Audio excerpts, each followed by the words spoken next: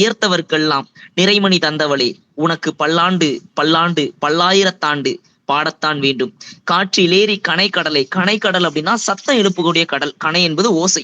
கனைக்கடலை நெருப்பாற்றை மலைமுகடுகளை கடந்து செல் எனச் செல்லும் ஓர் பாடலை, கபாடபுரங்களை காவு கொண்ட பின்னும் காலத்தால் சாகாத தொல் கனிமங்களின் உரமெல்லாம் சேர பாடத்தான் வேண்டும். அதாவது நம்ம தமிழ் மொழி அவ்வளவு பழமையானது. ஆனாலும் கடல் கொண்ட கபாடபுரம், கபாடபுரத்தை கடல் கொண்டு விட்டது. அதாவது ஆழி பேரலைகளால கபாடபுரம் அழிஞ்சு போச்சு. ஆனாலும் இன்னைக்கு வரைக்கும் நம்மளோட தமிழோட அந்த தொல் கனிமங்கள்னு சொல்லக்கூடிய அந்த நம்மளுடைய இலக்கிய வளங்கள், இங்க கனிமம் சொல்லக்கூடிய நம்மளுடைய இலக்கிய வளங்கள் அழியாம இருக்குது இல்லையா? அந்த உரமெல்லாம் சேர பாடத்தான் வேண்டும். உரம்னா வலிமை. அந்த வலிமையை நம்ம சொல்லிதான் ஆகணும் அப்படின்னு சொல்றாங்க. அடுத்து சொல்றாங்க, ஏடு தொடக்கி வைத்த என் அம்மை மண்ணிலே தீட்டி தீட்டி எழுதுவித்த விரல் முனையை தீயிலே தோய்த்து, அப்படியே தீயில காட்டிட்டு திசைகளின் சுவரெல்லாம் எழுதத்தான் வேண்டும், எழுகின்ற யுகத்தின் ஒரு பாடலை அப்படின்னு சொல்லி தமிழ் தாய்க்கு வாழ்த்து சொல்றாரு. இந்த பாடலை கொஞ்சமா அப்படி பார்த்து வச்சுக்கோங்க, சரியா?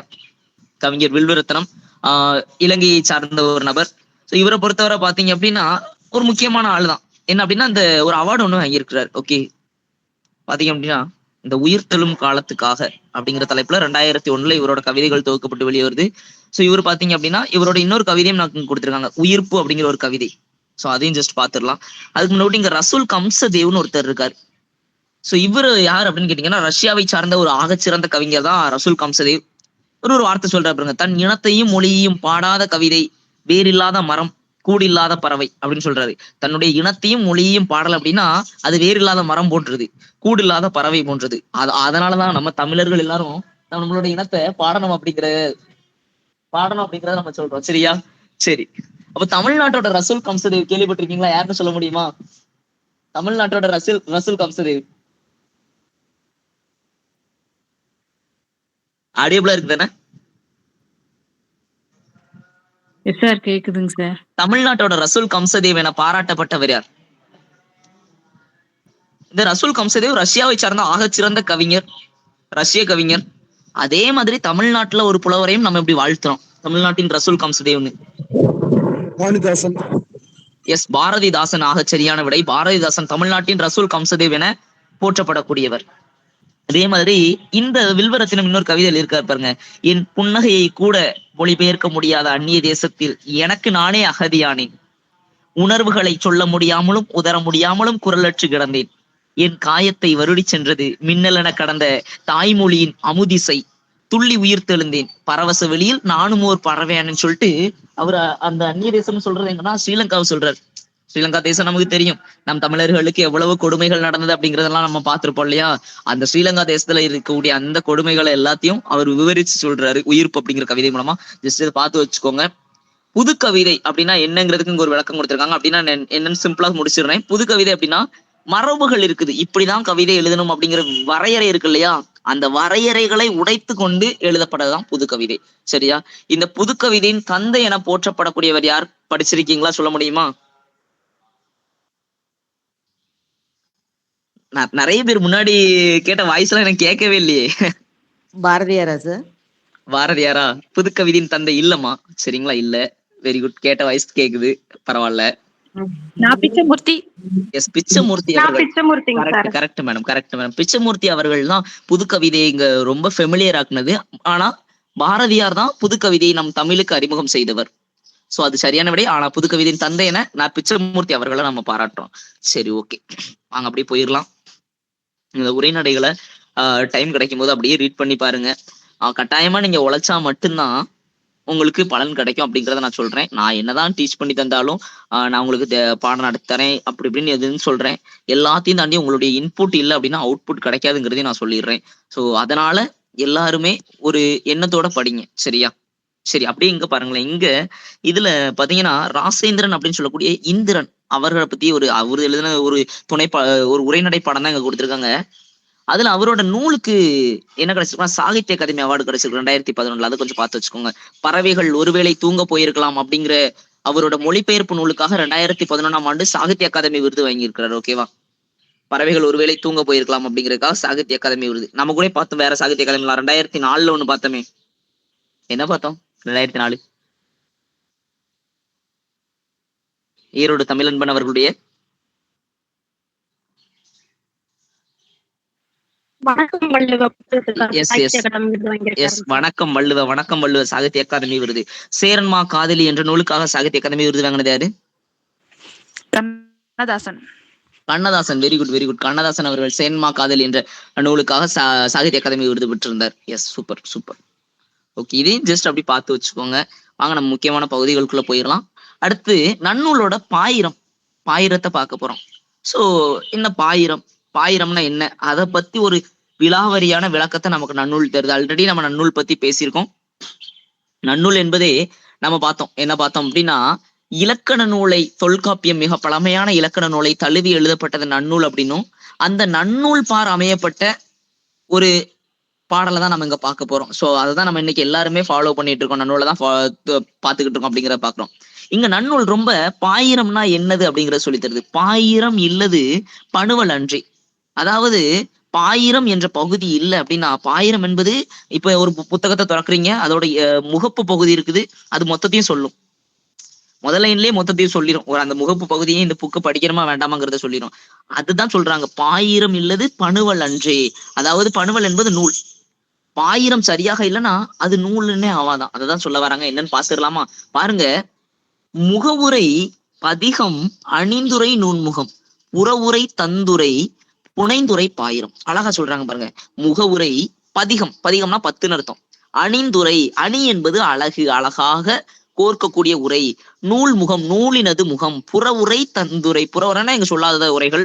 தந்துரை நமக்கு எடுத்து சொல்லக்கூடியது. புனைந்துரை பாயிரம், இவைகளெல்லாம் இருந்த பாயிரம். எவ்வளவு அழகா எக்ஸ்பிளைன் பண்ணிருக்காங்க பாருங்க. முகவுரை பதிகம் அணிந்துரை நூன்முகம் புறவுரை தந்துரை புனைந்து உரைப்பது பாயிரமா. அப்ப பாயிரம்னா என்னன்னு சொல்றாங்க. அடுத்து பாருங்க, பாயிரம் 2 வகைப்படுமா. எவ்வளவு அழகா சொல்றாங்க பாருங்க. பாயிரம் பொது சிறப்பு என இரு பாற்றி. பாயிரம் 2 வகை இருக்குது. ஒண்ணு பொது, இன்னொன்னு சிறப்பு. அதுல சொல்றாங்க பாருங்க, நூலே நுவல்வோன் நுவலும் திறனே கொள்வோன் கோடல் கூற்றாம் 5ம் எல்லா நூற்கும் இவை பொதுப்பாயிரம். 2 வகை சொன்னாங்க. ஒண்ணு பொதுப்பாயிரம், இன்னொன்னு சிறப்பாயிரம். பொதுப்பாயிரம் அப்படின்னா என்னன்னு சொல்றாங்க பாருங்க. நூலே நுவல்வோன் நுவலும் திறனே. அதாவது நூல் இருக்குது, ஒரு புத்தகம் இருக்குது, அந்த நுவல்வோன் யாருன்னா ஆசிரியன். நுவல்வோன் நுவலும் திறன், அவன் அதை எவ்வாறு தொகுத்து நமக்கு தாரான். கொள்வோன்னா நான் இப்ப வச்சுக்கலாம், நான் கேட்டுக்கிட்டு இருக்கேன். அந்த கொள்வோன் கோடல்னா நான் எடுத்துக்கிறது. கோடல் கூற்றாம் 5ம், கோடல் அதை எடுத்துக்கிட்டு மத்தவங்களுக்கு அதை எப்படி அவன் விவரிச்சு சொல்றான் அப்படிங்கிற 5 வகையான விஷயங்களை சொல்லக்கூடியதுதான் பொது பாயிரம் அப்படின்னு சொல்லக்கூடியது. ஒரு நூல் இருக்குன்னா அதுல கட்டாயமா பொது பாயிரம் அவசியம் அப்படிங்கிறத நமக்கு இந்த பாடல் மூலியமா தெரிய வருது. அப்போ அடுத்து பாருங்க, பொது பாயிரம்னா என்ன பார்த்துட்டோம். அடுத்து பாருங்க, ஆக்கியோன் பெயரே வழி எல்லை. ஆக்கியோன்னா ஆசிரியர் அந்த நூலுக்கு ஒரு பெயர் காரணத்தை கொடுக்கிறாரு. ஆக்கியோன் பெயரே வழி எல்லை. நூறு பெயர் யாப்பே நுதலிய பொருளை. நூறு பெயர் யாப்புகளின் கட்டுகளுக்குள் இருக்கக்கூடிய பொருள். கேட்போர் பயனோடு ஆய என் பொருளும். அதாவது கேட்டவர்கள் பயனடையும் வகையில் 8 பொருள்கள் இருக்கணுமா. என் பொருளும் வாய்ப்ப காட்டல் பாயிரத்தில இயல்பே. அதாவது என்ன சொல்ல வராங்கன்னா, முதல்ல அந்த நூலை யார் ஆக்குனான்னு தெரியணும். வழி எல்லை, எவ்வழியே நூல் இயற்றப்பட்டது, அதோட எல்லை என்னங்கிறது தெரியணும். நூறு பெயர், அந்த நூலுடைய பெயர் காரணம் அதை கொண்டு அமையணும். யாப்பே நுதலிய பொருளே, யாப்பின் கட்டுகளுக்கு அமைந்து அந்த நூல் இருக்கணும். கேட்போர் பயனடையும் வகையில் என் பொருள் வாய்ப்ப காட்டல் பாயிரத்து இயல்பு அப்படின்னு இந்த பாடல் சொல்லுது. அடுத்து பாருங்க, காலம் களனே காரணம் என்று மூவகை ஏற்றி மொழினரும் உளரே. 3 விஷயங்கள் இருக்கணும். ஒண்ணு காலம் இருக்கணும், எந்த காலத்துல நம்ம ஏற்றம் அப்படிங்கிறது. களன், எந்த அவைக்களத்தில் நாம் இதை படித்து சொல்ல போறோம். 3ஆவதாக காரணம், என்ன காரணத்துக்காக இது ஏற்றப்பட்டுச்சு என்று மூவகை ஏற்றி மொழினரும் உளரே என்று இந்த பாடல் குறிப்பிடுகிறது. அடுத்து பாருங்க, 1000 முகத்தான் அகன்றது ஆயினும் பாயிரம் இல்லது பணுவலன்றி. அதாவது 1000 முகங்களை வைத்திருந்தாலும் ஒரு புத்தகம், 1000 மட்டும் இல்லைன்னு வைங்களேன், அந்த நூல் என்று ஆகாதாங்க. இதுதான் மேல தலைப்பா கொடுத்திருப்பாங்க. பாயிரம் இல்லது பணுவலன்றே கொடுத்திருக்காங்க இல்லையா.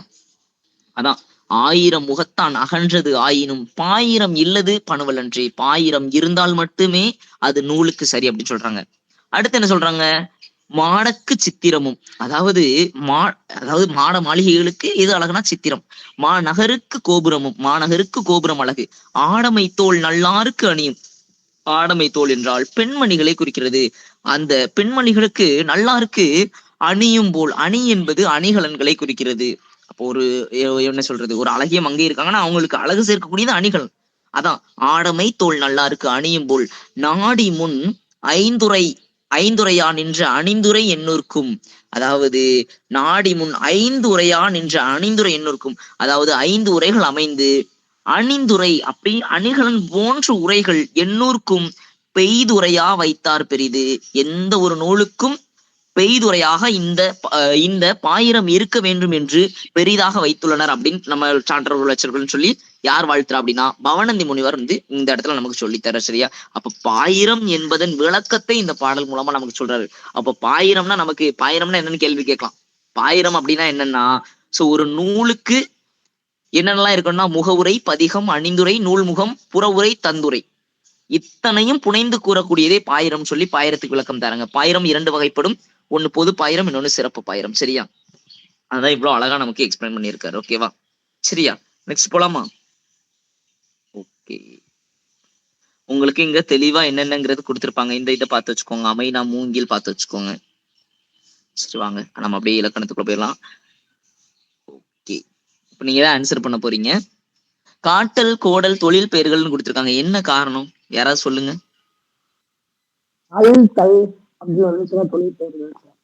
ஓகே, அழுத்தல் வந்தா தொழில் பெயர். இன்னும் தெளிவா எதிர்பார்க்கிறேன் ஐயா. விகுதிகள் வச்சு சொல்றது அழுத்தல் சரியானது. ஆனா தெளிவா நான் எதிர்பார்க்கிறேன். என்ன காரணத்துக்காக இது தொழில் பெயர்னு சொல்லியிருக்காங்க? தொழிலே குறிக்குது சார், வேலை செய்து சார். எஸ், அழகா சொன்னீங்க. ஒரு வினையை குறிக்கக்கூடியது, ஒரு தொழிலை குறிக்கக்கூடியது.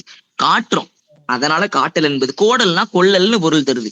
அதாவது கோடல்னா நீங்க ஒரு பொருளை தரைய நான் வாங்கிக்கிறேன், அந்த கொள்ளல்னு பொறுத்தறதுனால அது தொழில் பெயர்னு சொல்றோம். சரியா? சூப்பரு.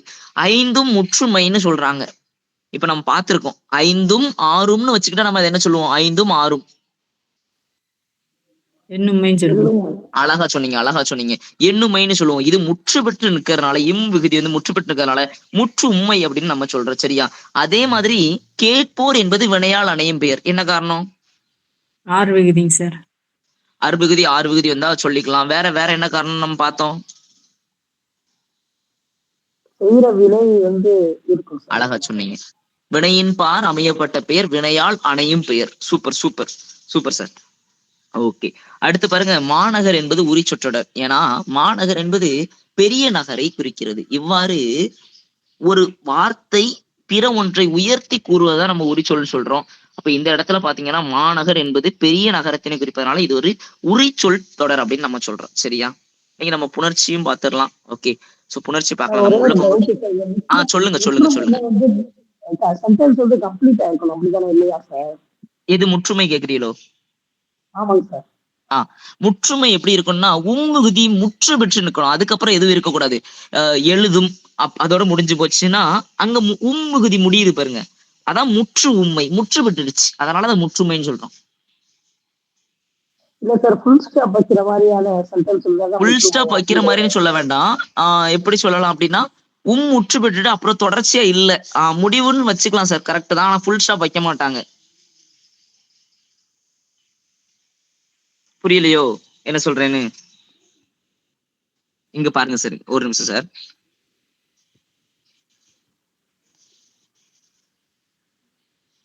இப்போ இருக்கு சார், கேட்கும் இருக்குல்ல சார், இந்த விகுதி பாருங்க சார், முடிஞ்சு போச்சு சார். இப்படி அப்படிங்கிறது முடிஞ்சதுனாலதான் சார், அதாவது முற்று பெற்றுச்சு சார். முற்று பெற்ற உண்மைதான் நம்ம என்ன சொல்றோம்னா முற்று உண்மைன்னு சொல்றோம். புரியுதா சார்? அந்த முற்று பெறுதுல, அதனால. Okay sir. ஓகே, சரி. நம்ம இங்க இருக்க புணர்ச்சி இப்ப பார்க்க வேண்டாம், ஏன்னா இப்ப அடுத்து வரப்போது இலக்கணத்துல நம்ம அதில் பார்க்கலாம். அதை சொன்னதுக்கு அப்புறம் நீங்க எடுத்து இதெல்லாம் சால்வ் பண்ணி பாருங்க. சரியா? சரி, நம்ம நன்னூல் பார்த்தோம். நன்னூல் நம்மளோட தொல்காப்பியத்தை வழிநூலாக கொண்ட முதல் நூலாக கொண்ட ஒரு வழிநூல் தான். தழுவி எழுதப்பட்டது. நன்னூலோட பவனந்தி முனிவர் ஆல்ரெடி நம்ம பேசியிருப்போம். எந்த நூற்றாண்டை சார்ந்தவர் அப்படின்னா 13ஆம் நூற்றாண்டை சார்ந்தவர் அப்படிங்கிறத பார்த்திருப்போம். நம்மளோட நன்னூல்ல 2 அதிகாரங்கள் தான் இருக்கு, எழுத்து சொல். அப்ப வாங்க விஷயத்துக்கு போலாம். தொல்காப்பியத்துல எத்தனை அதிகாரங்கள் இருக்கு? 3 அதிகாரங்கள். எத்தனை இயல்கள் இருக்கு? 9 இயல்கள். ஓகேவா? சோ 9 27 தான். கரெக்ட் தான். 3 அதிகாரத்துக்கும் 9 வச்சு 27 இயல்கள் இருக்குது. சூப்பரா சொன்னீங்க. ஓகேவா? தொல்காப்பியம் நம்ம பாக்குறோம். தமிழில் கிடைத்த மிக பழமையான இலக்கண நூல். தொல்காப்பியர் ஆசிரியர்னு பார்த்தோம். தொல்காப்பியரோட ஆசிரியர் யாரு? தொல்காப்பியர் அகத்தியர். சரிம்மா. அகத்தியர். சரிங்களா? சோ தொல்காப்பியத்துல 3 அதிகாரங்கள், எழுத்து, சொல், பொருள்னு 3 அதிகாரங்கள் இருக்குது. அதுவும் நம்ம பொருள் விளக்கத்துல நம்ம நிறைய விஷயங்களை பேசணும். இதுலயும் குறிப்பா சொல்லணும் அப்படின்னா புறத்திணைகள் எத்தனை வகைப்படும்? அதுல அப்படி கேள்வி கேட்டலாம். புறத்திணைகள் மொத்தம் எத்தனை? 12. 12. ஓகேவா? சூப்பரா சொன்னீங்க. 12 வகைப்படும். அகத்திணைகள் எத்தனை? அகத்திணைகள் 5. அன்பின் அகத்திணைகள் அப்போ எஸ், அகத்திணைகள் 7ம் அன்பின் அகத்திணைகள் 5ம் இருக்குது. சரிங்களா? எஸ், அழகா சொன்னீங்க. கரெக்ட் தான். Okay, super.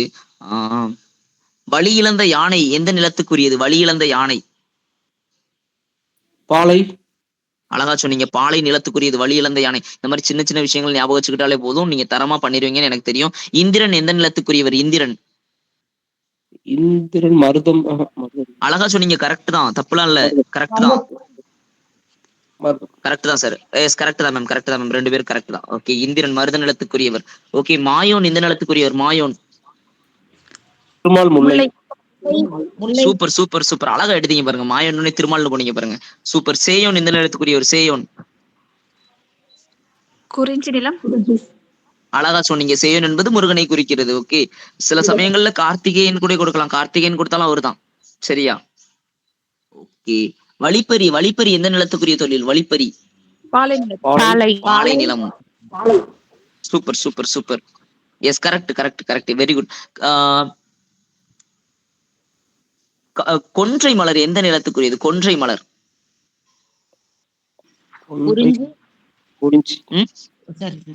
இல்லங்க, முல்லை நிலத்துக்குரியது. முல்லை நிலத்துக்குரியது. சூப்பர் சூப்பர், முல்லை நிலத்துக்குரியது.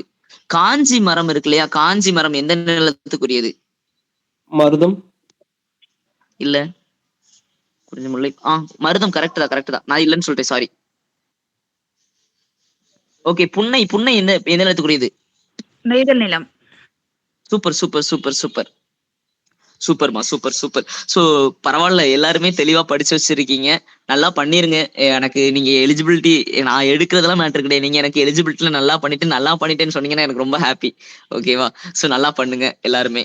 சரி, வாங்க நம்ம போயிடலாம். சோ நன்னூல், தொல்காப்பியத்தை முதல் நூலாக தழுவி எழுதப்பட்ட வழிநூல் தான் நன்னூல்னு பாக்குறோம். 13ஆம் நூற்றாண்டை சார்ந்தது இந்த நன்னூல். சரியா? சோ இதுல 2 அதிகாரங்கள் தான், எழுத்து, சொல் 2 அதிகாரங்கள் இருக்குது. அந்த 2 அதிகாரங்கள்ல 5 பகுதிகளா பிரிச்சு வச்சிருக்காங்க. ஓகேவா? எழுத்தியல், பதவியல், உயிரீற்று புணரியல், மெய்யீற்று புணரியல், உருபு புணரியல். நம்ம பார்க்க போறோம். உயிரீற்று புணரியல்னா என்ன, மெய்யீற்று புணரியல்னா என்ன, எல்லாம் பார்க்கலாம். அதே மாதிரி சொல் அதிகாரம் பாத்தீங்கன்னா பெயர், வினை, பொது, இடை, உரின்னு 5 வகை இருக்குது.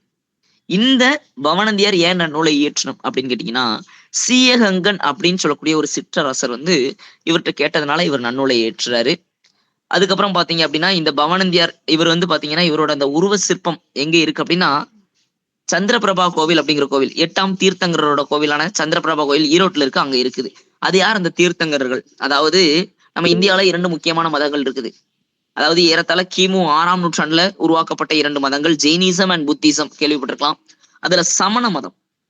சமண மதம் பாத்தீங்கன்னா ஒரு 24 தீர்த்தங்கர்களை உடையது. அந்த 24 தீர்த்தங்கர்ல ஒருத்தர் தான் இந்த 8ஆம் தீர்த்தங்கராக இருக்கக்கூடிய சந்திரபிரபா. இதுல இந்த 24வது வரக்கூடிய ஒரு தீர்த்தங்கரர் எல்லாருக்குமே தெரிஞ்சவர். அவரை கடவுளா வேற கும்பிட்டு இருக்காங்க, மகாவீரர். கேள்விப்பட்டிருப்பீங்க. சோ நம்ம தமிழ்நாட்டிலயும் இந்த மதங்கள் சில இடங்கள்ல சமண மதங்கள் இருக்கும். சமணத்தை ஃபாலோ பண்ணக்கூடியவங்க நார்த்ல அதிகமா இருக்கும் சமண மதம். நம்ம இந்தியாவில உருவாக்கிய ஒரு மதம் தான் இந்த சமண மதம். மகாவீரர் பாத்தீங்க அப்படின்னா, மகாவீரர் 24வது தீர்த்தங்கரர். இவர் ரொம்ப முக்கியமானாலே அந்த மதம் பெரிய அளவுல வெளியே தெரியுதுன்னா அது காரணம் இந்த மகாவீரர் தான். ஜஸ்ட் இது ஒரு ஜிகே தகவலா எடுத்துக்கோங்க. சரி, வாங்க நம்ம போயிடலாம்.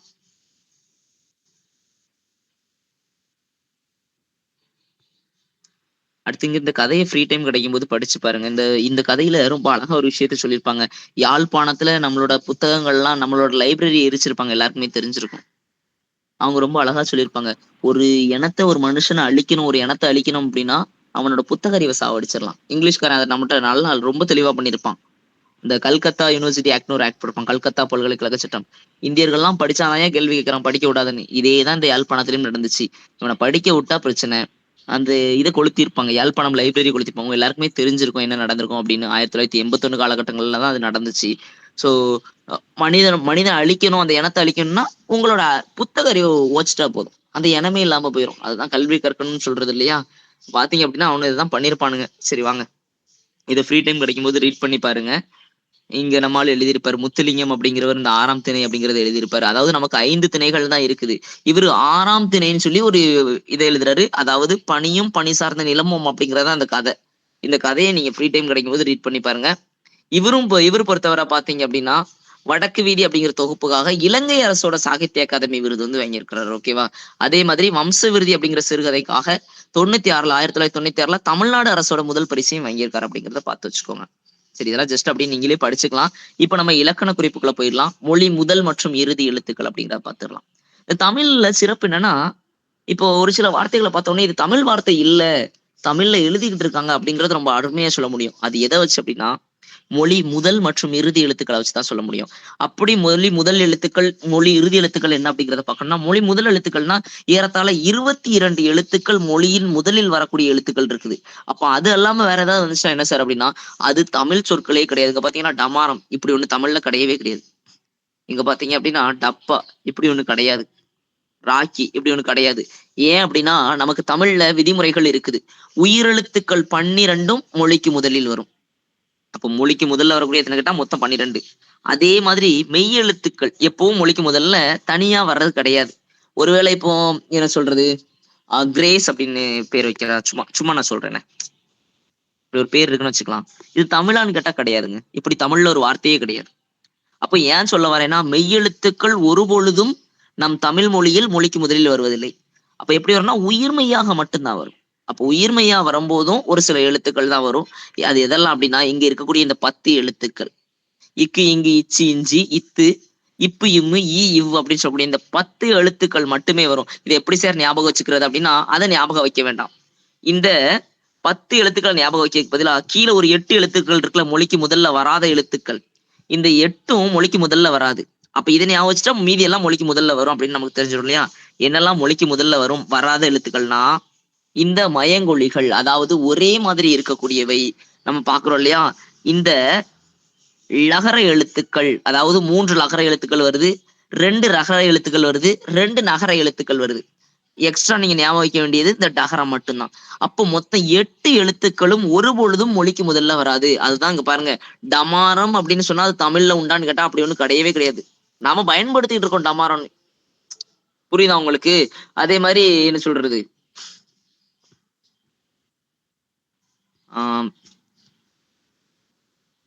இப்படி டப்பா வச்சுக்கலாம். இப்படி ஒண்ணு இருக்கு அப்படின்னா இப்படி ஒண்ணு தமிழ்ல கிடையவே கிடையாது. அப்போ பிற மொழிகள்ல இருந்து வந்ததை அப்படியே தழுவி எழுதியிருப்போம். அதனாலதான் நம்ம என்ன சொல்றோம் அப்படின்னா தமிழில் இது போன்றது இப்ப இது கூட வச்சுக்கலாம். இப்படி நம்ம எழுதினா அது தமிழ் வார்த்தையே கிடையாது. இறையில் அப்படின்னு தான் நம்ம போடுவோம். ஆனா இறையில்னு வாசிக்க மாட்டோம். நான் தான் அப்படி சொல்றேன், ரயில் அப்படின்னு தான் வாசிப்போம். இப்படி ஒரு வார்த்தை தமிழ்ல கிடையாது. நல்லா நீங்க புரிஞ்சுக்கணும். அப்ப தமிழ் எழுத்துக்கள் பெரும்பாலும் எப்பவுமே பாத்தீங்க அப்படின்னா இந்த மயங்கொலி எழுத்துக்கள் அப்புறம் இந்த டகர எழுத்து இந்த 8ம் தமிழ் எழுத்துல ஒரு பொழுதும் முதல்ல வராது. அப்படி முதல்ல வந்துச்சுன்னா அது தமிழ் எழுத்தே கிடையாது. அப்ப இதுல எப்படி சார் கேள்வி கேட்கலாம் அப்படின்னு கேட்டீங்கன்னா வார்த்தைகளை கொடுப்பாங்க. இங்க இருக்கு பாருங்க, ரெக்கை, ராக்கி, டப்பா, வரலாறு, இதுல எது தமிழ் எழுத்து அப்படின்னு கேட்பாங்க. புரியுதா உங்களுக்கு? அப்ப தமிழ் எழுத்துக்கள் ஒரு பொழுதும் எதா இருக்காது அப்படின்னு பாத்தீங்கன்னா இந்த கீழே கொடுத்திருக்க 8 எழுத்து முதலா இருக்காது. இப்ப இந்த பாவை சொல்லுங்களேன், பாவை தமிழ் எழுத்தா இல்லையா? தமிழ் எழுத்து. தமிழ் எழுத்து. ஏன்னா நீங்க மேல பாக்குறீங்க, என்ன பாக்குறோம் அப்படின்னா இந்த இக்கு இங்கு இச்சி இஞ்சி இத்து இப்பு இம்மு ஈ இவ்வு இந்த எழுத்துக்கள்ல ஏதாவது ஒண்ணு வந்துச்சுன்னா அது தமிழ் எழுத்து தான், மொழிக்கு முதல்ல வரும். ஆனா அப்படிங்க பாருங்க, இந்த ராக்கியை பாருங்களேன், ராக்கி தமிழ் எழுத்தா? இல்லைங்கய்யா. இல்ல. நம்ம தான் பாக்குறோம் இந்த மயங்கொலி எழுத்துக்களாக இருக்கக்கூடிய ரகர, லகர, நகர, டகர எழுத்துக்கள் ஒரு பொழுதும் மொழிக்கு முதல்ல வராது. அப்படி வந்துச்சுன்னா அது தமிழ் எழுத்தே கிடையாது அப்படிங்கிறத நம்ம தான் பாக்குறோம் இல்லையா? அப்போ அது தமிழ் எழுத்து கிடையாது. அப்ப கேள்விகள் எப்படி இருக்குன்னா உங்களுக்கு தமிழ் எழுத்துக்கு முதல்ல வருது, 2வது வருது அப்படிலாம் கேட்க மாட்டான். வார்த்தையை கொடுத்துட்டு தமிழ் எழுத்து அல்லாத பிற மொழி சொல்லை தேர்ந்தெடு, இல்லைன்னா தமிழ் எழுத்து அல்லாதவற்றை தேர்ந்தெடு. இவன் கேள்வி எல்லாம் இப்படிதான் கேட்டான் அப்படின்னா சரியா? அப்போ நீங்க பண்ண வேண்டிய விஷயம் இந்த 8 மயங்கொலிகளையும் படிச்சுக்கிட்டீங்கன்னா போதும். அது போக ஆயுத எழுத்து ஒரு பொழுதும் மொழிக்கு முதல்ல வராது. நமக்கு தெரியும் ஆயுத எழுத்தால தனியாவே வேலை செய்ய முடியாது. அது எப்பொழுதுமே தனக்கு முன்னால் ஒரு தனி குறிலையும் தனக்கு பின்னால் ஒரு வல்லின குறிலையும் வல்லின எழுத்துக்கள் இருக்குல்லையா, கசட தபர, அதுல உள்ள வல்லின உகரம் இப்படி மட்டும்தான் வரும். அக்கு, எக்கு, அஃது இப்படிதான் படிச்சிருப்பீங்க. அப்ப இப்படி மட்டும்தான் வரும். சரியா? சோ இந்த மாதிரி அமையக்கூடியதான் நம்மளோட ஆயுதம். அது ஒரு பொழுதும் தனிச்சு அதனால இயங்க முடியாதுமா. சரியா? ஓகே, அதான் இங்க ரொம்ப தெளிவா கொடுத்திருக்காங்க. அதே மாதிரி இங்க ஞ இருக்கு இல்லையா, மொழிக்கு முதல்ல வரும்னு சொல்லி கொடுத்துட்டாங்க. இங்க இக்கு இங்கு ஞால என்ன வரும்னா ஒரே ஒரு வார்த்தை தான். ஞ என்பது ஞனம் என்ற பொருளில் மட்டும் வரும். ஞனம் அப்படின்னா விதம் என்பது பொருள். செய்யுள்கள்ல பயன்படுத்துறது இப்ப யாரும் பயன்படுத்துறது இல்ல. அப்படி மட்டும்தான் வரும். உங்கணம் அங்கணம்னா அவ்விதம் இவ்விதம் அப்படின்னு சொல்லிட்டு அது மட்டும்தான் வரும். இப்ப அதெல்லாம் கிடையாது. சரியா? சோ செய்யுள்கள்ல மட்டுமே நம்ம பயன்படுத்திட்டு இருந்ததுதான் இந்த ஞனம் அப்படிங்கிறது. சரியா? அப்போ பாத்தீங்க அப்படின்னா உயிரெழுத்துக்கள் ஒரு 12ம் மெய்யெழுத்துக்கள் ஒரு 10 சேர்ந்து மொத்தம் 22 எழுத்துக்கள் மட்டுமே மொழிக்கு முதலில் வரும். அப்போ நமக்கு ரொம்ப தெளிவா இதுல கேள்வி கேட்பான். அதுக்கான பாசிபிலிட்டி அதிகம். சரியா? வாய்ப்புகள் அதிகம்.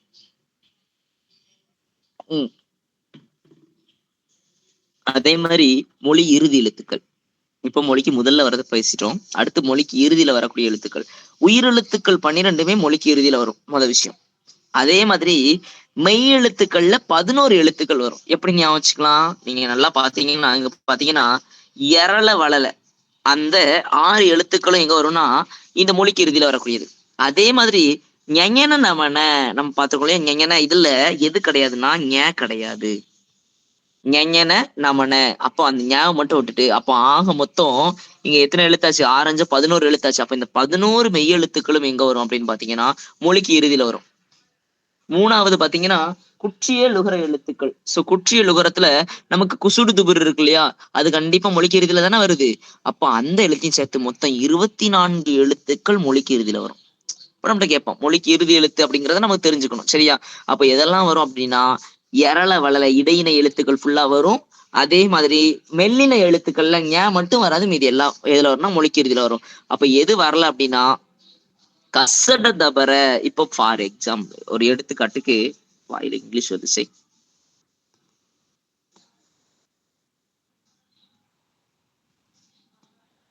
இப்போ கார்த்திக்னு ஒரு பேர் இருக்கு. கார்த்திக் தமிழ் பேரான்னு கேட்டீங்கன்னா கிடையாது. ஏன் அப்படின்னா நமக்கு என்ன விதி சொல்லியிருக்காங்கன்னா வல்லின எழுத்துக்கள் ஒரு பொழுதும் மொழிக்கு இறுதியில் வருவதில்லை. அப்ப கார்த்திக்ல இக் என்பது இறுதியில் வந்ததுனால இது தமிழ் கிடையாதுங்கிறத தெரிஞ்சுக்கணும். புரியுதானே சொன்னேன்னு? இப்போ திலீப். அப்ப இப்போ திலீப் அப்படிங்கிற ஒரு பேர் இருக்கு அப்படின்னா நான் என்ன சொல்றேன் அப்படின்னா வல்லின எழுத்துக்கள் ஒரு பொழுதும் மொழிக்கு இறுதியில வராது. அப்ப இது என்னன்னா இது தமிழ் பேர் கிடையாது, தவறு. நான் நிறைய பேர்ட்டு சொல்லுவேன், பெரும்பாலும் தமிழ்ல பேர் வைங்க, நிறைய பேர் ஆங்கிலத்துல எல்லாம் பேர் வைக்கிறீங்க அப்படின்னு சொல்லுவேன். பட் பேர்ல எதுவுமே இல்ல. சரியா? நான் சில சமயங்கள்ல மொழியோட உணர்வு அதிகமாகி இந்த மாதிரிதான் சொல்லிக்கிட்டு இருப்பேன். தமிழ்ல பேர் வைங்க, ஏன் ஆங்கிலத்துல பேர் வைக்கீங்க, தமிழ்நாட்டுல தானே இருக்கீங்க, பேர்லாம் ஸ்டைலா வைப்பீங்க. தமிழ் பேர்களை தேடணும். இதெல்லாம் தமிழ் பேர் கிடையாது அப்படிங்கறத தெரிஞ்சுக்கோங்க. நம்ம விதிமுறைகளை தாண்டி இருக்கக்கூடிய இந்த இதெல்லாம் தமிழ் கிடையாது. தமிழ்ல இருக்கணும் அப்படின்னா எரள வளல ஞஞன நமனில உள்ள ஞ அல்லாத மீதி 5. அப்ப மொத்தம் 11 எழுத்துக்கள் மட்டுமே மொழிக்கு இறுதியில் வரும். குசுடு துபுரு எழுத்துக்கள், குற்றியல் உகர எழுத்துக்கள் அதுவும் மொழிக்கு இறுதியில வரும். எப்படி சொல்லலாம்? இப்ப எப்படி வச்சுக்கலாம்? காசு இங்க உகரம் வருது இல்லையா, இச்சுக்குட்டல் ஊச்சு உகரம் வருது இல்லையா, உகர எழுத்துக்கள் எப்பொழுதும் மொழிக்கு இறுதியில தான் வரும். சோ இதைதான் நம்ம என்ன சொல்றோம் அப்படின்னா மொழிக்கு இறுதி எழுத்துக்கள்னு சொல்றோம். சரியா? அடுத்து நம்ம என்ன பார்க்கலாம் அப்படின்னா புணர்ச்சி பார்த்துக்கலாம். புணர்ச்சி அப்படி நம்ம எடுத்துக்கிட்டோம்னா புணர்தல்னாலே சேர்தல்னு அர்த்தம். 2 வார்த்தைகள் இணையும் பொழுது ஏற்படக்கூடிய மாற்றங்களை விகாரம்னு சொல்றோம். இந்த இணையறதை தான் நம்ம புணர்தல்னு சொல்றோம். அப்போ இங்க பாத்தீங்கன்னா நம்ம 2 விஷயங்களும் முதல்ல தெளிவா தெரிஞ்சுக்கணும். தமிழ், அரசி. இதை நம்ம என்ன சொல்லுவோம்னா தமிழ் என்பது இருந்ததுனாலதான் அரசி வந்துச்சு. அதனால இதை நம்ம என்ன சொல்லுவோம்னா நிலைமொழின்னு சொல்லுவோம். அரசி என்பது அதை தொடர்ந்து வந்ததுனால இதை வருமொழின்னு சொல்லுவோம். அப்ப இதுதான் நிலைமொழி, வருமொழி. இதை முதல்ல தெரிஞ்சுக்கணும். இங்க தமிழ் அரசி எப்படி புணர்ந்துருக்குன்னா தமிழ் அரசின்னு புணர்ந்துருக்கு. இப்ப நீங்க புணர்ச்சி தெரியலனாலும் நீங்க எல்லாம் சரியா சொல்லுவீங்க. என்ன காரணம் தெரியுமா? ஒரே ஒரு காரணம் தான். என்ன பொறுத்தவரை நீங்க எல்லாம் தமிழர்கள். உங்களுக்கு விதி தெரியுது தெரியல அதெல்லாம் 2வது. ஆனா நீங்க ஆன்சர் பண்ணிடுவீங்க. ஏன்னா எல்லாருமே தமிழர்கள். தமிழர்களுக்கு பொதுவா எந்த விதிமுறையும் தெரியணும்னு அவசியம் கிடையாது. என் தாய்மொழியா, நான் ரூல்ஸ் அண்ட் ரெகுலேஷன் எல்லாம் பார்க்க மாட்டேன். நான் ஃப்ளோல சொல்லிடுவேன். சும்மா சொல்லி பார்ப்பேன் டக்குன்னு வந்துடும். அப்போ நான் ஆனா விதி தெரிஞ்சுக்கணும் கட்டாயம், அதுக்காக சொல்ல வரேன். இப்ப தமிழ் கூட்டல் அரசி என்ன வரும்னா இல் கூட்டல் அ என்ன ஆயிரும், ல ஆயிரும். தமிழ் அரசி. அப்போ தமிழ் கூட்டல் அரசி தமிழ் அரசி, இது நார்மலா இல்லு கூட்டல் ஆ சேர்ந்தா லே தான். ஆனா சில சமயங்கள்ல புணர்தல் நடக்கும் பொழுது வேற மாதிரி புணரும். அதையும் நம்ம பேசிடலாம். இங்க பாருங்க, நாடு கூட்டல் பண், ஆனா இங்க பாருங்க நாட்டுப்பண் வந்துடுச்சு. அது எப்படி நாட்டுப்பண் வரும்? இதெல்லாம் பத்தி பேசக்கூடியதான் புணர்ச்சி. நாடு கூட்டல் பண் நாடு பண்ணு சொல்லியிருக்கலாம், நாடு பண்ணு சொன்னா சரியில்லையே. நமக்கே தெரியுது, அதான் சொல்றேன் இல்லையா, தமிழர்களுக்கு தெரியும். சொல்லி பார்ப்பீங்க, என்ன சொல்லி பார்க்கும்போது வித்தியாசமா இருக்குது அப்படின்னு நீங்களே சொல்லிருவீங்க. அப்போ இங்க தமிழ் பேசக்கூடிய தமிழ் மக்களுக்கு ரொம்ப தெளிவா தெரியும். ஆனா இதுக்கான விதிகள் தெரியுமா, அதுதான் கேள்வி. அந்த விதிகளை தான் நாம படிக்க போறோம். சரியா? முதல்ல 2 எழுத்துக்கள் புணரக்கூடியதை நம்ம புணர்ச்சின்னு சொல்றோம். அதுல முதல்ல நம்ம எதை பத்தி பேசலாம் அப்படின்னா உயிர் ஈறு மெய்யீருங்கிறத பத்தி பேச போறோம். தெரியலன்னா உடனே அங்கேயே ஸ்டாப் பண்ணி கேட்டுருங்க.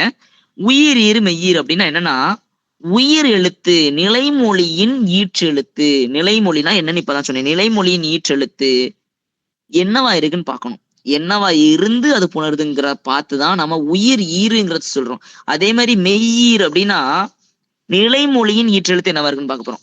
அதாவது உயிர் ஈறு மெய்யீறு. அடுத்து நம்ம பார்க்க போறோம் உயிர் முதல் மெய் முதல்னு பார்ப்போம். அது வறுமொழியை பார்க்க போறோம். இப்ப நிலைமொழிய இங்க இதை ஏன் உயிர் ஈறு, மணி கூட்டல் மாலை மணி மாலை, ஏன் இதை உயிர் ஈருன்னு சொல்றோம்னா இங்க நீய பாருங்க, இன் கூட்டல் ஈ நீ. அப்ப இங்க ஈற்றெழுத்து என்னவா இருக்குன்னா உயிர் எழுத்தா இருக்குது. இது புணரும் போது மணி கூட்டல் மாலை மணி மாலை. அதனால இதை உயிர் ஈருன்னு சொல்றோம். முதல்ல உயிர் ஈருனா என்னன்னு தெரிஞ்சுக்கணும், அதுக்கப்புறம் தான் நம்ம விஷயத்துக்குள்ள போக முடியும். அதே மாதிரி மெய் ஈர் அப்படின்னா மெய்யெழுத்து புணரும் பொழுது நிலைமொழியின் ஈற்றெழுத்து என்ன இருக்குன்னா மெய் எழுத்து இருக்கு. அதான் பொன் கூட்டல் வண்டு பொன் வண்டு. பாருங்க,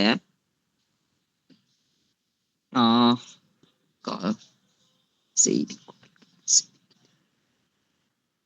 சும்மா ஒரு எக்ஸாம்பிளுக்காக நான் சொல்றேன், நானே எழுதுறேன்.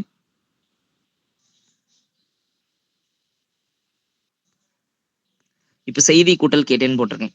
இதுல இங்க பாருங்க, இங்க இதை என்ன சொல்லுவீங்க? உயிரீறு சொல்லுவீங்களா மெய்யீறு சொல்லுவீங்களா? உயிரீறு. என்ன காரணம்? இத்து கூட்டல் ஈ என்று பிரித்தால் கடைசியில ஈ வருதுங்க ஐயா. கரெக்டா சொன்னீங்க, கரெக்டா சொன்னீங்க. அப்போ இத்து கூட்டல் ஈ, அப்போ உயிர் எழுத்து ஈற்றுல வந்துச்சுன்னா நிலைமொழியில இதை உயிர் ஈருன்னு சொல்றோம்.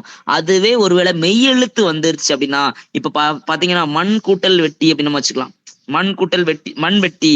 அப்ப மண் என்ற ஈற்றெழுத்து வந்தனால இதை நம்ம என்ன சொல்றோம்னா மெய்யீருன்னு சொல்றோம். அப்ப இதைதான் உயிர் மெய்ன்னு சொல்றோம். அதே மாதிரிதான் உயிர் முதல் மெய் முதல். ஆனா முதல் என்று வந்ததுனால நம்ம எதை பார்ப்போம்னா இந்த வறுமொழியின் முதல் எழுத்தை பார்ப்போம். வாழை கூட்டல் இலை, வாழை இலை. ஏன் வாழை கூட்டல் இலை வாழை இலைன்னு சேர்ந்திருக்கு, ஈ அப்படின்னு வந்துருச்சு. அதையும் நம்ம பேச போறோம். அப்போ நிலைமொழியோட நிலைமொழியோட ஈற்றெழுத்தை பார்த்தா ஈருன்னும், வறுமொழியோட முதல் எழுத்தை பார்த்தா முதல்னு நம்ம சொல்றோம். சரியா? அப்போ வாழை கூட்டல் இலையில ஈ என்பது முதல் எழுத்தா வந்ததுனால இதை நம்ம என்ன சொல்றோம்னா உயிர் முதல்னு சொல்றோம். அதே மாதிரி நிலம் தமிழ் கூட்டல் நிலத்துல இங்க வறுமொழியை தான் பார்க்கணும்னு சொல்லிட்டேன், முதல்னு கொடுத்துட்டா. அப்ப இதை எப்படி நம்ம பிரிக்கலாம்னா இந்து கூட்டல் ஈன்னு பிரிக்கலாம் நீ. அப்போ இந்த மெய் எழுத்து முதலில் வந்ததுனால இதை மெய் முதல்னு சொல்றோம். புரியுதா நான் என்ன சொல்றேன்னு? சோ இது ரொம்ப தெளிவா கவனமா கவனிச்சுக்கோங்க. அடுத்து நம்ம புணர்ச்சிக்குள்ள போறோம். இப்ப புணர்ச்சியோட அடிப்படைகளை தான் பார்த்துட்டு இருக்கோம். இப்பதான் புணர்ச்சிக்குள்ள போறோம். புரியுதாமா?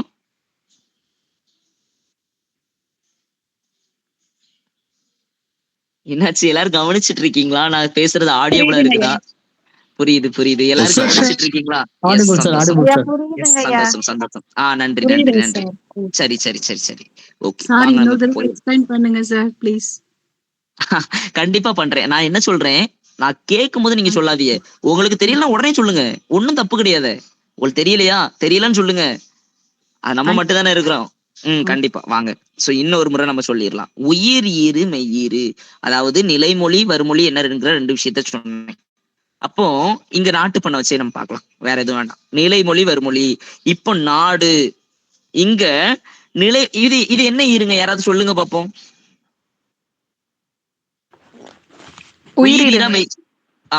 இங்க பாரு. வாரேன். மெய்யீறு உயிர் வாரேன். இட்டு கூட்டல் ஈ, உயிரீரா மெய்யீரான்னு பார்க்கும்போது ஈற்றெழுத்தை பார்க்கணும். எந்த ஈற்றெழுத்தை பார்க்கணும்? நிலைமொழியை பார்க்கணும். நிலைமொழியில் கடைசியில இட்டு கூட்டல் ஈன்னு நம்ம பிரிக்கிறோம். அப்ப ஈற்றெழுத்து என்னவா இருக்குன்னா ஈ இருக்கு. கண்டிப்பா கண்டிப்பா. அப்போ ஈற்றெழுத்து என்னவா இருக்குன்னா உயிர் எழுத்து இருக்குது. அததான் நம்ம என்ன சொல்றோம்னா உயிரிரு. இப்போ அடுத்த விஷயத்துக்கு வரலாம். இப்போ உயிர் முதலா மெய் முதலான்னு சொல்ல போறேன், கேட்க போறேன். நீங்க ஆன்சர் பண்ண போறீங்க. இப்போ உயிர் முதலா மெய் முதலா சொல்லுங்கம்மா. மெய் முதல். அழகா சொன்னீங்க. இப்பு கூட்டல் தான் சின்ன வயசுல இருந்து படிச்சிருப்போம். இன்னொரு விஷயத்த நான் சொல்ல விரும்புறேன். சென்னையில இருந்து யாராவது இருப்பீங்க. நான் சென்னையில வேலை செய்யும் போது எனக்கு அழகா பாடம் எடுக்கிறாங்க. என்ன எடுக்கிறாங்கன்னா, நான் அப்படி சொல்லி கொடுக்குறேன். அவங்க சொல்றாங்க ஆவணா ஆவணா ஆவணா ஆவணா. ஆவணா கிடையாதுங்க, ஆங்க. குறுகி ஒழிப்பதால் அது குறில். அப்படின்னாதான் நெடில். ஓகே, அது நிறைய பேர் தப்பா பயன்படுத்துறீங்க. ஆவணா ஆசிரியரே அப்படிதான் சொல்லி கொடுத்துருக்கதா சொல்றாங்க. ஆனா உண்மை என்னன்னா, நம்ம இங்க தமிழ் தேசத்துலதான் வாழ்றோம். இப்படிதான் சொல்லணுமே தவிர ஆவணா ஆவணா பெரிய ஆவணா ஆவாயிடுச்சுங்க. சரியா? அந்த தவறு யாரும் பண்ணக்கூடாது. அப்ப இப்பு கூட்டல் நீங்க சொல்ற மாதிரி ஆவணா வச்சுக்கிட்டோம்னா இப்பு கூட்டல் பால்ல வரணும், ஆவணானா பால்ல வரணும். அது நிறைய பேர் தவறு பண்ணுவாங்க. அந்த தவறுகள்லாம் நம்ம தமிழ் தேசத்துல பிறந்த யாரும் பண்ணக்கூடாதுங்கிறது சொல்ல வரேன். சென்னையில எனக்கு சொல்லி கொடுத்தாங்க. எனக்கு அவங்கள்ட்ட போட்டி போட முடியல. சரி என்ன சொல்ல அப்படி சொல்லி நான் விட்டுட்டேன் அப்படியே. ஓகே, அப்ப இப்பு கூட்டல் இங்க மெய் எழுத்து முதலில் வந்ததுனால இதை நான் என்ன சொல்றேன்னா மெய் முதல்னு சொல்றேன். அதே மாதிரி இங்க வாங்களேன், இங்க சொல்லுங்க. இது உயிர் முதலா மெய் முதலா? உயிர் முதல். எஸ், அப்படியே போட்டிருக்கான். உயிர் எழுத்து முதலில் இருப்பதனால இது உயிர் முதல்னு சொல்றோம். சரியாமா? சரி வாங்க இப்ப போயிடலாம். ஏமா புரியுது தானமா? Yes sir, yes sir, thank you sir. Yes, thank you thank you thank you. நீங்க கேளுங்க. எதனாலும் அவங்க மட்டும் இல்ல, எல்லாருக்கும் ஒரே விதிதான். உங்களுக்கு தெரியலன்னா நீங்க தெரியலன்னு சொல்லுங்க. வேற யாரையுமே யோசிக்காதீங்க. சரியா? சரி, அடுத்து வாங்க, அடுத்து போயிடலாம். சரி, இதெல்லாம் பார்க்க வேண்டாம், இதெல்லாம் போட்டு வேண்டாம், என்னென்னலாம் வேண்டாம். ஏன்னா அதுல சும்மா கொடுத்துருக்கான்.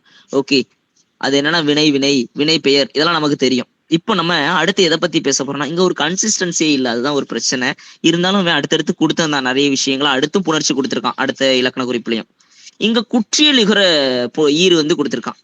இந்த பெரும்பாலும் குற்றியல் உகரங்கள் என்ன செய்யுது அப்படின்னு பாத்தீங்க அப்படின்னா, குற்றியல் உகரங்கள், அதாவது நெடில் தொடர் குற்றியல் உகரங்கள் புணரும் பொழுது எப்படி புணருது அப்படிங்கிறத நம்ம பார்க்க போறோம். அதாவது 2 வகையான புணர்ச்சிகள் பார்க்க போறோம். இங்க ரொம்ப டைரக்டா கொடுத்துட்டான். வீடு கூட்டல் இல்லை, வீடு இல்லை, நெடில் தொடர் குற்றியல் உகரம் அப்படின்னு கொடுத்துருக்கான் இல்லையா? இங்க வீடு, இது முதல்ல ஏன் நெடில் தொடருங்கிறத நம்ம சொல்லிடுவோம். முதல்ல நெடில் தொடர் குற்றியலுகத்துக்கு விதி இருக்கு, எழுதி வச்சுக்கோங்க. என்ன விதி இருக்கு அப்படின்னா, நெடில் தொடர் குற்றியலுகரங்கள் எப்பொழுதும் 2 எழுத்துக்கள் மட்டுமே வரும். எப்பொழுதும் 2 எழுத்துக்கள் மட்டும், எப்பொழுதும் 2 எழுத்துக்கள் மட்டும்தான் இருக்கும். அதுக்கப்புறம் முக்கியமான விஷயத்துக்கு வரேன். என்ன அப்படின்னா, இந்த நெடில் தொடர் குற்றியலுகரத்தை பொறுத்தவரை ஈற்று எழுத்து குசுடு துபுரு எழுத்துக்கள் இருக்கும். இங்க பாத்தீங்கன்னா தெரியும். இங்க பாத்தீங்கன்னா ஃபுல்லாவே குசுடு துபுரு எழுத்துக்கள். குசுடு துபுரு என்கிறது வல்லின உகரங்கள். வல்லின உகரங்கள் அப்படின்னு என்ன சொல்றேன்னா, வல்லின எழுத்துக்கள் 6 இருக்கு இல்லையா? கசட தபர, அந்த கசட தபரையில் உள்ள 6 உகர எழுத்துக்கள் வரதுதான் குற்றியல் உகரம்னு சொல்றோம். அது என்ன குற்றியல் உகரம்? குறுமை கூட்டல் இயல் கூட்டல் உகரம். உகர எழுத்து தனக்குரிய சத்தத்தில் இருந்து குறைந்து ஒலிப்பதை நம் குற்றியல் உகரங்கள் சொல்றோம். உகரம் என்பது ஊ இருக்கு இல்லையா? அது மொழிகளில் இடம்பெறும் பொழுது சத்தத்தை குறைச்சிருதான். அதாவது ஊ என்ற எழுத்துக்கு மாத்திரை என்ன? யாராவது சொல்லுங்க. ஒரு மாத்திரை. ஆனா குற்றியல் உகரங்களில் இடம்பெறும் பொழுது அது ஒரு மாத்திரையில ஒலிக்காது, அரை மாத்திரையில ஒலிக்கும். அது எப்படி அப்படின்னு நீங்க கேட்டீங்கன்னா, வீடு கூட்டல் இல்லை. இங்க பாருங்க, வீடுல அழுத்துறேன், வீடு இல்லை. இங்க நீங்க சொல்லி பாருங்க, அந்த ஊ எங்க போச்சு? செத்து போச்சு, வீடு இல்லை. அதாவது வீடு சொல்லிருக்கணும் தான், ஆனா சொல்லல, பாதிதான் சொல்றேன், மீதியை சொல்லவே இல்லை. அப்படி தன்னோட சத்தத்தை குறைக்கக்கூடியதை நம்ம என்ன சொல்றோம்னா உகரங்கள், குற்றியல் உகரங்கள்னு சொல்றோம். சரியா? சரி, நம்ம இப்ப விஷயத்துக்கு வரலாம். இங்க வீடு கூட்டல் இல்லை அப்படிங்கிறது வீடு இல்லைன்னு புணர்ந்து இதை நெடில் தொடர் குற்றியலுகரம்னு சொல்றோம். நம்ம அடுத்து புணர்ச்சி பார்ப்போம். ஏன்னா இவங்க டைரக்டா இங்க கொண்டு விட்டா நல்லா இருக்காது. படிப்படியா போ. அடுத்த பேஜ்ல கொடுத்துருக்கான். வீடு கூட்டல் இல்லை, வீடு இல்லை என்பது நெடில் தொடர் குற்றியலுகரம். முதல்ல தெரிஞ்சுக்கணும், அதுக்கப்புறம் தான் நம்ம விஷயத்துக்கு போக முடியும். முரடு கூட்டல் காளை, முரட்டு காளை என்ன நடந்திருக்கு? எல்லா இடத்துலயும் நீங்க தெளிவா பார்த்துட்டே வாங்க. முரடு கூட்டல் காலை முரடு காலைன்னு போட்டிருக்கலாம். ஆனா தமிழ் அப்படி சொல்லல. முரட்டு காலைன்னு போட்டிருக்கு. அதுக்கு ஒரு விதி இருக்கு, நம்ம அடுத்து பேசுவோம். என்ன விதி இருக்குன்னா, டகர ரகர டகர ரகர குற்றியலுகரங்கள் முன் ஒற்று இரட்டும்னு ஒரு விதி இருக்கு. அதை நம்ம பேசலாம். நம்ம இப்ப வேண்டாம்னா அடுத்து பார்க்க போறோம். ஏன்னா ஒவ்வொரு விதியை நான் சொல்லும் போது நல்லா இருக்கும். இப்ப முரடு கூட்டல் காலை முரட்டு காலை உயிர் தொடர் குற்றியலுகரம்னு சொல்றாங்க. எப்படி இதை கண்டுபிடிக்கணும்? கண்டிப்பா குற்றியலுகரங்கள் தெரிஞ்சுக்கணும். முரடு, முதல்ல ஒரு குற்றியலுகரத்தை கண்டுபிடிக்கணும்னா ஈற்றெழுத்து என்ன இருக்குன்னு பாருங்க. ஈற்றெழுத்து இருக்கு, குசுடு துபுர் வந்திருந்தா தான் அது குற்றியலுகரம். குசுடு துபுர் வந்திருக்கா? வந்திருக்கு. ஒண்ணு. ஓகேவா? அதே மாதிரி குசுடு துபுருவின் முந்தைய எழுத்து என்ன எழுத்துன்னு பார்க்கணும். அதை வச்சுதான் நம்ம கண்டுபிடிக்கணும். அப்ப இர் கூட்டல் ஆ, முந்தைய எழுத்து என்ன எழுத்து இருக்குன்னா எனக்கு ஆ இருக்கிறதுனால இது ஒரு உயிர் எழுத்து. அதனால இதை உயிர் தொடர் குற்றியலுகரம்னு சொல்றோம். புரியுதாமா? ஏமா புரியுதுங்களா? இன்னொரு தடவை சொல்லுங்க ஐயா. கண்டிப்பா கண்டிப்பா. இங்க பாருங்கம்மா, முரடு இது என்ன குற்றியலுகரம் கண்டுபிடிங்கன்னு சொல்லிடுவான் நம்ம கிட்ட. நம்ம என்ன பண்ணணும்னா, முதல்ல நான் சொன்ன வள்ளின உகரங்கள் இருக்கான்னு பார்க்கணும். 6 எழுத்துக்கள்ல ஒரு எழுத்து இருக்கா? முரடு இருக்குது. அதுக்கு முந்தின எழுத்து என்ன எழுத்துன்னு பாருங்க. இரு கூட்டல் ஆ ர, அப்படிதானே? இரு கூட்டல் அதானே ர. அப்போ இரு கூட்டல் ஆ ர, இந்த ஆ என்ற எழுத்து உயிர் எழுத்தா இருந்ததுனால, குசுடுதுபர் தொடர்ந்து இருக்கிறதுனால இதை நம்ம என்ன சொல்றோம் அப்படின்னா உயிர் தொடர் குற்றியலுகரம்னு சொல்றோம். நான் சொல்றது புரியுதா? நான் ஆல்ரெடி நெடில் தொடர்னா என்னன்னு சொன்னேன். 2 எழுத்து தான் இருக்குன்னு சொன்னேன். அதாவது நெடில் தொடர்ல இங்க பாருங்க, வீடு, நெடில் தொடர்ல வீடு, இந்த வீடு என்றதுல குசுடுதுபுர் வருதான்னு பாருங்க. முந்தின எழுத்து நெடில் எழுத்து தான் நெடில் தொடர் குற்றியலுகரம். புரிஞ்சா? என்ன சொல்றேன்னு புரியுதா? நீங்க அன்மியூட் பண்ணி பேசுங்க, அப்பதான் நல்லா இருக்கும். ஏன்னா இது கான்செப்ட். இந்த கான்செப்ட பிடிக்கலாம், முடிஞ்சு போச்சு. புரியுதுங்க சார், புரியுதுங்க. புரியுதா? புரியுது சார். சரி, ஓகே. நீங்க புரியலாம் உடனே சொல்லுங்க. இப்ப உயிர் தொடர் சொல்லிட்டேனா, இப்ப நான் ஒண்ணு தரேன், நீங்க சொல்லுங்க பாப்போம். இது இது இது என்ன குற்றியலுகரம் சொல்லுங்க பாப்போம். வரலாறு.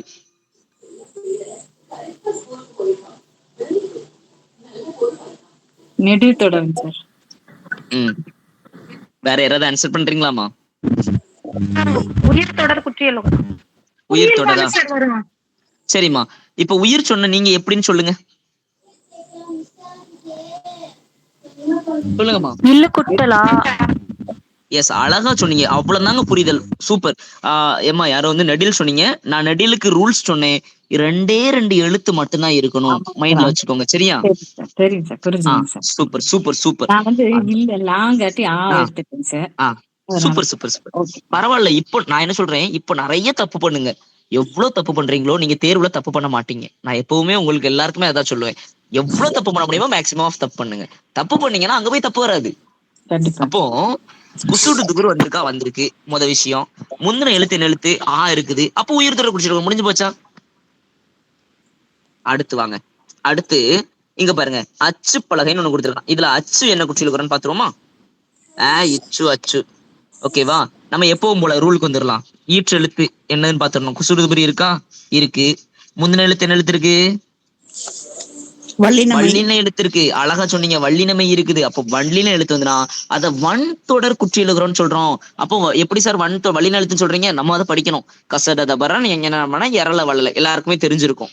ஏன்னா எல்லாருமே கீழே இருந்தா மேல வந்திருக்கும். தெரியலன்னா படிச்சுக்கோங்க, தப்புலாம் கிடையாது. தெரியலனா இது தெரியலனா ஐயோ இதுவே தெரியல அப்படின்னு நினைச்சிட்டீங்கன்னா தப்பே கிடையாது. தெரியல தானே, அதுல என்ன இருக்கு?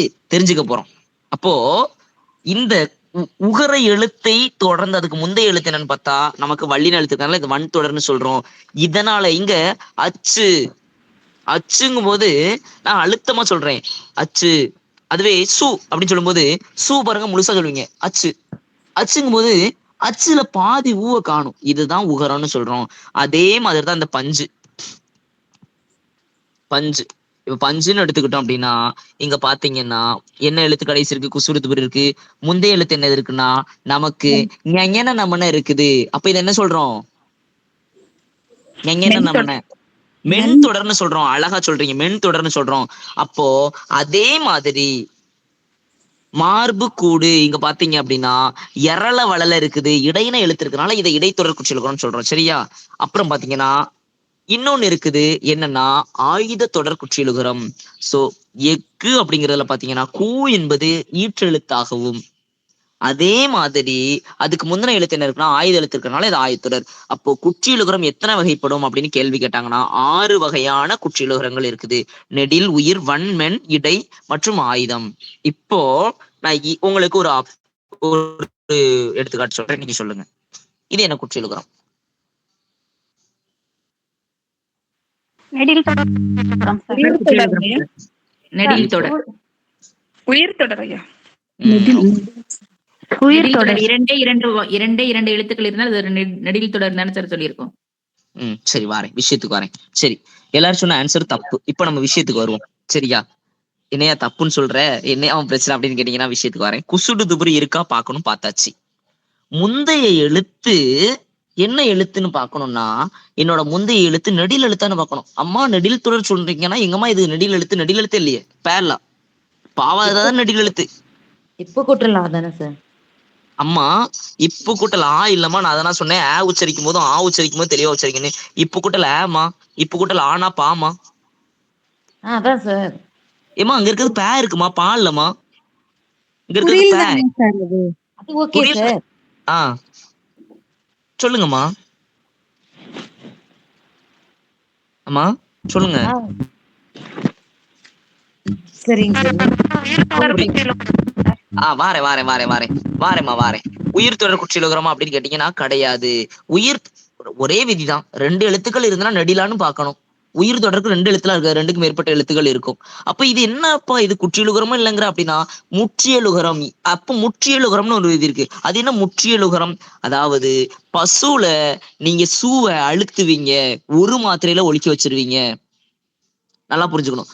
இப்போ இதுவே பாசு அப்படின்னா இங்க சூவோட சத்தம் குறைஞ்சிரும். இப்ப நெடில் தொடர் சொல்லலாம். அதுவே பசுன்னு சொன்னீங்கன்னா பசுவை அழுத்துவீங்க. அப்போ இது இந்த 6 குற்றியலுகரத்திலையும் அடங்காததுனால இதுக்கு பேர் என்ன வச்சிருக்காங்கன்னா முற்றியலுகரம். புரியுதா என்ன சொல்றேன்னு? ஓகேங்க சார். Okay, super. அப்ப முற்றியலுகரம் சொல்றேன். இன்னொரு எடுத்துக்காட்டு சொல்றேன், நீங்க சொல்லுங்க. நிறைய எடுத்துக்காட்டு பாப்போம், அப்போ உங்களுக்கு நல்லா இருக்கும்.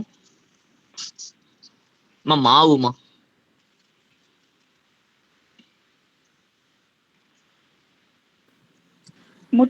நெடில் தொடர் குற்றியலுகரம் சார். முற்றியலுகரம்.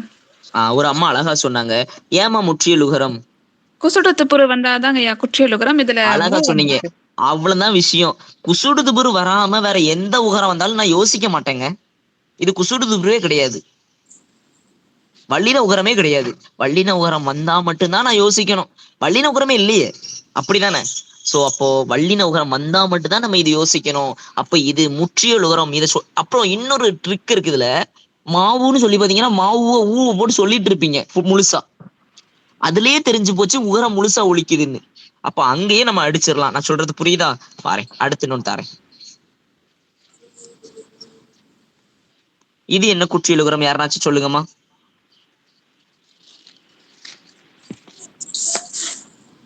சொல்லுங்கம்மா. வன்றொடர் குற்றியலுகரம். ஏன்னு சொல்ல முடியுமாமா? அந்த குஸ்டு துபருக்கு முன்னாடி இத்து வல்லின எழுத்து சார். சூப்பர். Okay, super. அவ்வளவு போதும். ஏன்னா நீங்க அந்த சொன்னாலே உங்களுக்கு தெரிஞ்சுங்கிறது வந்துருச்சு இல்லையா? இது என்ன குற்றியலுகரமா? இது என்ன குற்றியலுகரம் சொல்லலாமா? இது என்ன குற்றியலுகரம்? குற்றியலுகரம். ஏன் மென் தொடர் குற்றியலுகரம் சொல்றீங்க? எஸ், அழகா சொன்னீங்க. ஓகேவா, சூப்பருங்க. சோ நம்ம இதுல இருந்து கூட நிறைய தரலாம். எல்லாருக்கும் இது புரிஞ்சுச்சா? ஒருவேளை புரியலைன்னா நீங்க சொன்னாதான் எனக்கு தெரியும், இல்லைன்னா எனக்கு தெரியாது. ஓகேவா? அதே மாதிரி இங்க பாருங்க, நம்மால ஒரு புக்ல கூட அழகா இருக்கும். அஃது எனக்கு தெரியாது. இந்த 3 என்ன குற்றியலுகரம் சொல்லுங்க. ஆயத்தொடர் கரெக்ட் சார் சொன்னீங்க, ஆயத்தொடர் கரெக்ட். அடுத்து மண் தொடர் தெரியாது. உயிர் தொடர் அவ்வளவுதான். சூப்பர். சோ ஒருவேளை உங்களுக்கு உயிர் தொடரை பிரிச்சு கண்டுபிடிக்க முடியல அப்படின்னு நினைச்சீங்கன்னா சிம்பிளுங்க. ஏமா முன்னாடி குசுடுதுபுருக்கு முன்னாடி உயிர்மை எழுத்து இருந்தா அது எப்படியும் கண்டிப்பா உயிர் எழுத்தா வந்தாகணும். உயிர்மை எழுத்து இருந்தா நீங்க பிரிச்சுட்டுலாம் போயிருக்க வேண்டாம். அதான் எப்படியும் இதுதான் வந்தாகணும் அப்படின்னு சொல்லி போட்டுடலாம். சரியா? எல்லாருக்கும் புரிஞ்சுச்சா? இது புரியல அப்படின்னா கேட்டுருங்க, நான் சொல்லிடுறேன். ஏன்னா இதை அடுத்து நம்ம பயன்படுத்த போறோம். நான் அதனாலதான் இவ்வளவு தூரம் இங்க பேசிக்கிட்டு இருக்கேன். புரிஞ்சிருச்சு சார். Super super madam. சரி அடுத்து போயிடலாமா? சரி வாங்க அடுத்து போயிடலாம். சரி இந்த இந்த இந்த ஃபர்ஸ்ட் என்ன ஒண்ணு இருக்கு பாருங்க, இதுல எது தப்பா இருக்குன்னு சொல்லுங்களேன். ஒரு ஒரு ஒரு ஒரு ஒரு 30 செகண்ட் எடுத்துக்கோங்க. டக்குன்னு இந்த நாள்ல எது தவறானேன்னு சொல்லுங்க. இங்க பாருங்க இதுல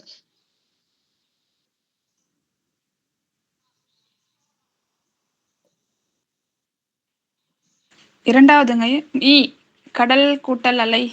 ஏமா இதுவா? ஓகே ஓகே என்ன சொல்லியிருக்கான்? உயிர் மெய்ன்னு கொடுத்துருக்கானா?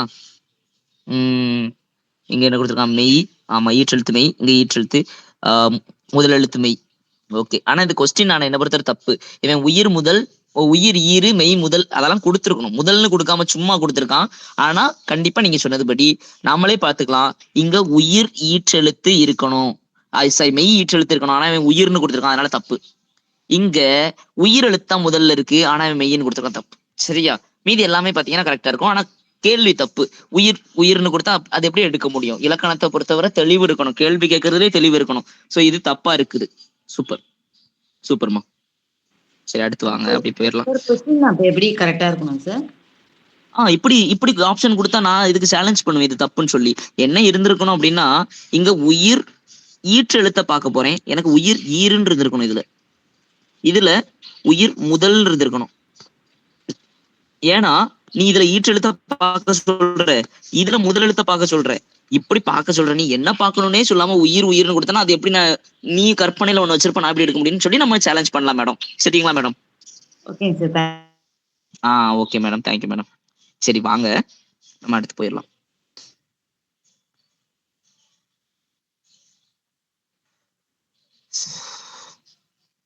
இங்க ஒரு கவிதை படிச்சேன், இது வராது ஆனா இது அழகா இருந்து. ஒரு ஹைக்கூ. கூண்டு திறந்தது சிறகடிக்கவா இல்லை சீட்டெடுக்க. எவ்வளவு ஒரு எளிமையான வரிகள்ல ஒரு வழியை சொல்லிட்டாங்க பாருங்க. கூண்டை திறந்து விடுறாரு, கிளி ஜோசியம் பார்க்கக்கூடிய ஜோசியக்காரரு. எதுக்கு? பறந்து போறதுக்கா? இல்ல சீட் எடுக்கிறதுக்காக. எப்பா வழிகள் நிறைந்த வரிகள். இதெல்லாம் படிக்கும்போது அவ்வளவு அழகா இருக்குது பாருங்க. சரி வாங்க நம்ம அடுத்து இங்க இந்த 11th 12th தமிழ் புத்தகத்தோட ஒரு சிறப்பு என்னன்னா, புத்தகத்தோட பின்புறம் ஒவ்வொரு அறிஞர்களை பத்தி கொடுத்திருப்பாங்க. அந்த வகையில இங்க நமக்கு யாரை பத்தி கொடுத்திருக்காங்கன்னா, மகாவித்துவான் மீனாட்சி சுந்தரனார் பத்தி கொடுத்திருக்காங்க. சோ நம்மளோட தமிழ் இலக்கிய வரலாற்றுல இவரை புலமை கதிரவன் அப்படின்னு பாராட்டுறாங்க. இந்த மகாவித்துவான் மீனாட்சி சுந்தரனார் நம்மளோட திருச்சி அவத்தூர்ல வாழ்ந்தவங்க. சோ இவரை பொறுத்தவரை என்னென்ன நூல்கள் இயற்றினார் அப்படிங்கிறது ரொம்ப முக்கியமானது. இவரோட சேக்கிலார் பிள்ளை தமிழ் ரொம்ப ரொம்ப முக்கியமான ஒரு நூல். அது மட்டும் இல்லாம புராணங்கள் பாடுறாரு, அதுவும் தல புராணங்கள்னு சொல்லக்கூடிய புராணங்கள் பாடுறதுல இவர் வல்லவர். இது மட்டும் இல்லாம பல மாணவர்களை உருவாக்கியவர். குறிப்பாக நம் ஊவேசா தமிழ் தாத்தா இருக்கார் இல்லையா, தமிழ் தாத்தா ஊவேசா அவர்கள் இவருடைய மாணவர் தான் அப்படிங்கறத தெரிஞ்சுக்கோங்க. மகாவித்வான் மீனாட்சி சுந்தரனார். இப்ப ஊவேசாவை பார்த்தோன்னே எனக்கு இன்னொரு விஷயம் ஞாபகம் வருது. ஊவேசாவின் பிறந்த நாள் எப்போ சொல்லுங்க? நீங்க சொல்லுவீங்க, நான் சொல்லுங்க. நம்ம ஆல்ரெடி பார்த்திருக்கோம், அதை ஒரு சிறந்த தினமா வேற கொண்டாடுறோம்னு நினைக்கிறேன். சொல்லுங்க. ஊவேசாவோட பிறந்த நாள் February 14. தப்பு. February 14 ma'am. ஓகே அது முக்கியமான தினம் மேம்.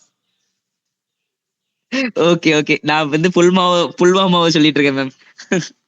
ஓகே சோ February 19 என்னவா கொண்டாடிட்டு இருக்கிறோம் தெரிஞ்சுக்கலாமா? என்னவா கொண்டாடி இருக்கோம் February 19? மறந்து போச்சா? நான் ஒரு வாரம் தான் வரல. தமிழ் இலக்கிய மறுமலர்ச்சி நாளா கொண்டாடிட்டு இருக்கிறோம் இல்லையா? ஞாபகம் இருக்குதா? எல்லாரும் இருக்கீங்களா? இருக்கிறேன் sir. Okay madam. Okay Tamil இலக்கிய மறுமலர்ச்சி நாளா கொண்டாடிட்டு இருக்கோம். நம்ம ஊவேசா இவரோட மாணவர் தான், அதாவது மகாவித்துவானோட மாணவர். இன்னொரு முக்கியமான கேள்வி என்னன்னா, ஊவேசா பதிப்பிச்ச 1930 பதிப்பிச்ச ஒரு நூலை கூட நம்ம பார்த்தோம். 1930 தமிழுக்கு சிறந்த ஒரு நூல். 1930 பதிப்பிச்ச ஒரு நூல். பல பொருட்களை தூதாக விட்டோம், கடைசியா தமிழே தூதாக விட்டோம். தமிழ் விடு தூது பார்த்தோமா? தமிழ் விடு தூதுல எவ்வளவு கன்னிகள் இருக்குது? 230ங்க. இல்லம்மா பரவாயில்ல, ஆன்சர் சொன்னவங்களுக்கு வாழ்த்துக்கள். 268 கன்னிகள் இருக்குது. சரிங்களா? சரி வாங்க போயிடலாம். அப்புறம் பாத்தீங்கன்னா இதுல இருந்து கேள்வி வர்றதுக்கான பாசிபிலிட்டி தெரியும் இந்த இடத்துல. பிற மொழி சொற்களை தமிழாக்கம் செய்கின்றது பாருங்க. சோ இத கொஞ்சம் நீங்க டாஸ்கா எடுத்துக்கோங்க. நான் டாஸ்க் கொடுக்கேன்லாம் எதுவும் யோசிச்சிடாதீங்க. இதை டாஸ்கா எடுத்துட்டு நாளைக்கு அடுத்து நான் வகுப்புக்கு வரும் பொழுது நீங்க எனக்கு இத சொல்லணும். இது ஏதாவது நான் கேட்பேன், தமிழ் வார்த்தைகளை சொல்லுங்கன்னு சொல்லி. இப்போ எடுத்துக்காட்டா வாடகை அப்படிங்கிறது தமிழே கிடையாது.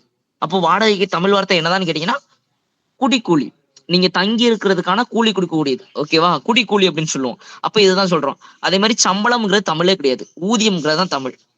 இப்போ விசாங்கிறது தமிழே கிடையாது, நுழைவு இசைவு என்பதுதான் தமிழ். அப்ப இதெல்லாம் நீங்க இதுல இருக்கிறது எல்லாத்தையும் பார்த்துட்டு எனக்கு அடுத்த வகுப்பு தமிழ் வகுப்பு வரும் பொழுது நீங்க கட்டாயமா சொல்லணும். சொல்லுவீங்களா? டாஸ்க் கொடுக்கன்னு நினைச்சிடாதீங்க, உங்களுக்காக தான். கண்டிப்பா கண்டிப்பா டாஸ்கா எடுத்துக்கோங்க. சரியா? சரி வாங்க நம்ம போயிடலாம். கொஞ்சம் நமக்கு நிறைய வேலை இருக்குது. அடுத்து போயிடலாமா? ஓகே, இந்த படத்தையும் நீங்க படிச்சுக்கோங்க. நான் செய்யுள் போயிடுறேன் டைரக்டா. ஏதிலி குருவிகள் அப்படிங்கிற ஒரு கவிதையை நம்ம பார்க்க போறோம். அதாவது ஏதிலி குருவிகள்னு சொல்லக்கூடிய சிட்டுக்குருவிகள். நாம இன்னைக்கு சிட்டுக்குருவிகளை பார்க்க முடியறது இல்லை. அதுக்கு பல காரணங்கள் இருக்குது.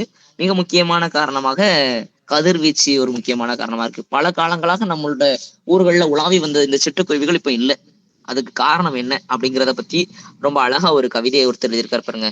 குருவிகளையும் கூடுகளையும் பார்க்க கூடவில்லை, முன்பென்றால் ஊரில் அடைமழை காலம், ஆற்றில் நீர் புரளும், கரையெல்லாம் நெடுமரங்கள், கரைகின்ற பறவை குரல்கள், போகும் வழியெல்லாம் தூக்கணாங்குருவி கூடுகள், காற்றில் ஆடும் புல் வீடுகள், மூங்கில் கிளை அமர்ந்து சுழித்தோடும் நீருடன் பாடிக்கொண்டிருக்கும் சிட்டுகள் மண்ணின் மார்பு சுரந்த காலம் அது, வெட்டுண்டன மரங்கள், வான் பொய்த்தது, மருகியது மண், ஏதிலியாய் குருவிகள் எங்கே போயின. எவ்வளவு அழகா கேட்டிருக்காங்க பாருங்க. கடைசி லைனை பாருங்களேன். அதாவது என்ன சொல்லியிருக்காங்கன்னா, பாடிட்டு இருந்த சிட்டுகள் மண்ணோட மார்பு சுரந்த காலம், வெட்டுண்டன, இன்னைக்கு எல்லா மரத்தையும் வெட்டிட்டோம், மழை பெய்யல, மருகியது மண், மண்ணெல்லாம் போச்சு, ஏதிலியாய் குருவிகள் எங்க பறந்து போச்சு அப்படின்னு சொல்லி ஒரு அற்புதமான ஒரு கேள்வி கேட்கிறாரு. அழகிய பெரியவன் அப்படின்னு சொல்லக்கூடிய நம்மளோட அரவிந்தன் அவர்கள் இந்த கேள்வி கேட்டிருக்காரு நம்மகிட்ட. ஓகேவா, ஒரு ஆகச்சிறந்த கவிஞர், ஒரு வேலூர் பகுதியை சார்ந்தவர் தான் இந்த அரவிந்தன். இந்த அரவிந்தன் பாத்தீங்கன்னா நம்மளோட தகப்பன் கொடி அப்படிங்கிற புதினத்துக்காக தமிழ்நாடு அரசோட பரிசு பெற்ற ஒரு ஆள் தான் இந்த அரவிந்தன் அப்படிங்கிறத பார்த்து வச்சுக்கோங்க. சரியா? சோ ஜஸ்ட் இதை பார்த்துக்கோங்க, ரொம்ப முக்கியமானது கிடையாது. சரியா? ஆனா சமூகத்துக்கான ஒரு கவிதை, சமூகத்திட்ட கேள்வி கேட்கறதுக்கான ஒரு கவிதை. அதே மாதிரி காவியம்ங்கிற ஒரு கவிதை பிரமிழ் அவர்கள் எழுதியிருக்கிறாரு. ஒரு ஹைக்கூ ரேஞ்சில் எழுதியிருக்காருங்க. சிறகிலிருந்து பிரிந்த இறகு ஒன்று காற்றின் தீராத பக்கங்களில் ஒரு பறவையின் வாழ்வை எழுதி செல்கிறது அப்படின்னு எழுதியிருக்காரு பாருங்க. அழகா பிரிஞ்சு போச்சு, அது அங்கேயே ஓடிக்கிட்டே இருக்குது. இன்னும் நிறைய கவிதைகள் பார்த்தேங்க. அவர் பேர் என்ன, நம்ம ஒருத்தர் சேர்ல உட்கார்ந்து இருப்பார்ல, ஒரு சார் வந்து மாற்றுத்திறனாளியா இருப்பாங்க, அவங்க பேர் என்ன, மனுஷய புத்திரன் அவர்களோட கவிதை.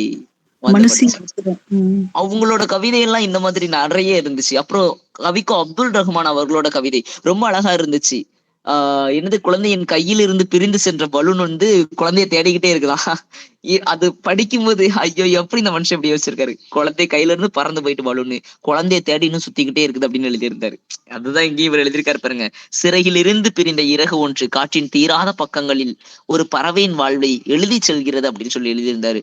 இதுல முழுக்க பாத்தீங்கன்னா நம்ம இயற்கையை விட்டு செயற்கைக்கு மாறுறோம் இல்லையா, அந்த கடினங்களை நமக்கு குறிப்பிட்டிருக்காங்க கவிதைகள் மூலமா. போன கவிதையும் அதே மாதிரிதான், ஏதிலி குருவிகள் காணாம போச்சு. இந்த கவிதையில பாத்தீங்க அப்படின்னா பறவையில இருந்து அந்த பிரிஞ்சு போன இறகு எழுதுதான் பறவைகளுக்கு நடக்கக்கூடிய துயரங்களை அப்படின்னு சொல்லி பிரமிழ் அப்படிங்கிற சிவராமலிங்கம் அவர்கள் எழுதிய ஒரு கவிதை தான் இங்க கொடுக்கப்பட்டிருக்குது. சோ இவரும் ஒரு முக்கியமான ஆள் தான், ஜஸ்ட் பார்த்து வச்சுக்கோங்க.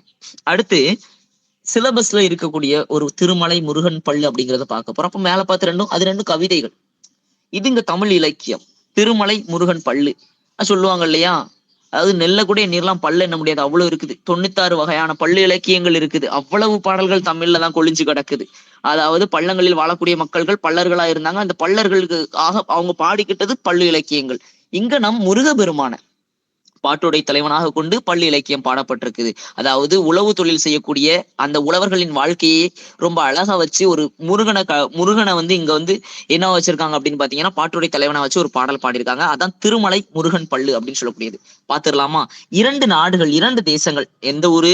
நம்ம ஊர் தான், வேற எங்கேயும் கிடையாது. அதாவது வட ஆரி நாடு, வடகரை நாடு, தென்கரை நாடுன்னு சொல்லக்கூடிய 2 நாடுகள். அந்த நாடுகளை பார்க்க போறோம். அதாவது வடதேசம் எதுனா திருமலை, தென் தேசம் எதுனா நம்ம குத்தாலம். ஓகேவா, அங்க தென்காசி இருக்குல்ல, தென்காசியை தான் பத்தி சொல்றாங்க. சரியா? அதை தான் பத்தி நம்ம பார்க்க போறோம். பாருங்க, முதல்ல வடகரை நாடாக இருக்கக்கூடிய திருமலையை பத்தி பார்க்க போறோம். ஏன்னா இது திருமலை முருகன் பள்ளு. மலரில் ஆரளி இந்துளம் பாடும். அதாவது மலரில் ஆரளி இந்துளம் பாடும். ஆரளி என்பது வண்டு. மலரில் ஆரளி இந்து உளம் பாடும். அதாவது மலரில் அப்படியே வண்டுகள் அப்படி ரீங்காரம் போடும் பாருங்க. இந்து உளம் பாடும். உளம் என்பது ஒரு வகையான பாடல், இந்துளம் என்பது ஒரு வகையான பாடல். அந்த ஆரளி வைக்கின்ற வண்டுகள் அப்படியே மலரை சுத்தி சுத்தி அப்படி கிருன்னு சவுண்டு போட்டே இருக்கும். இந்துளம் பாடும். மடை இடங்கனி வந்துளம் ஆடும். அதாவது மடையில் இடங்கனி என்பது சங்கிலி. சங்கிலி போட்டு மடையை கட்டி வச்சிருப்பாங்க. தண்ணி போகாம இருக்கிறதுக்கு ஒரு பலகையை போட்டு அதுல ஒரு சங்கிலியை போட்டு கட்டி வச்சிருப்பாங்க.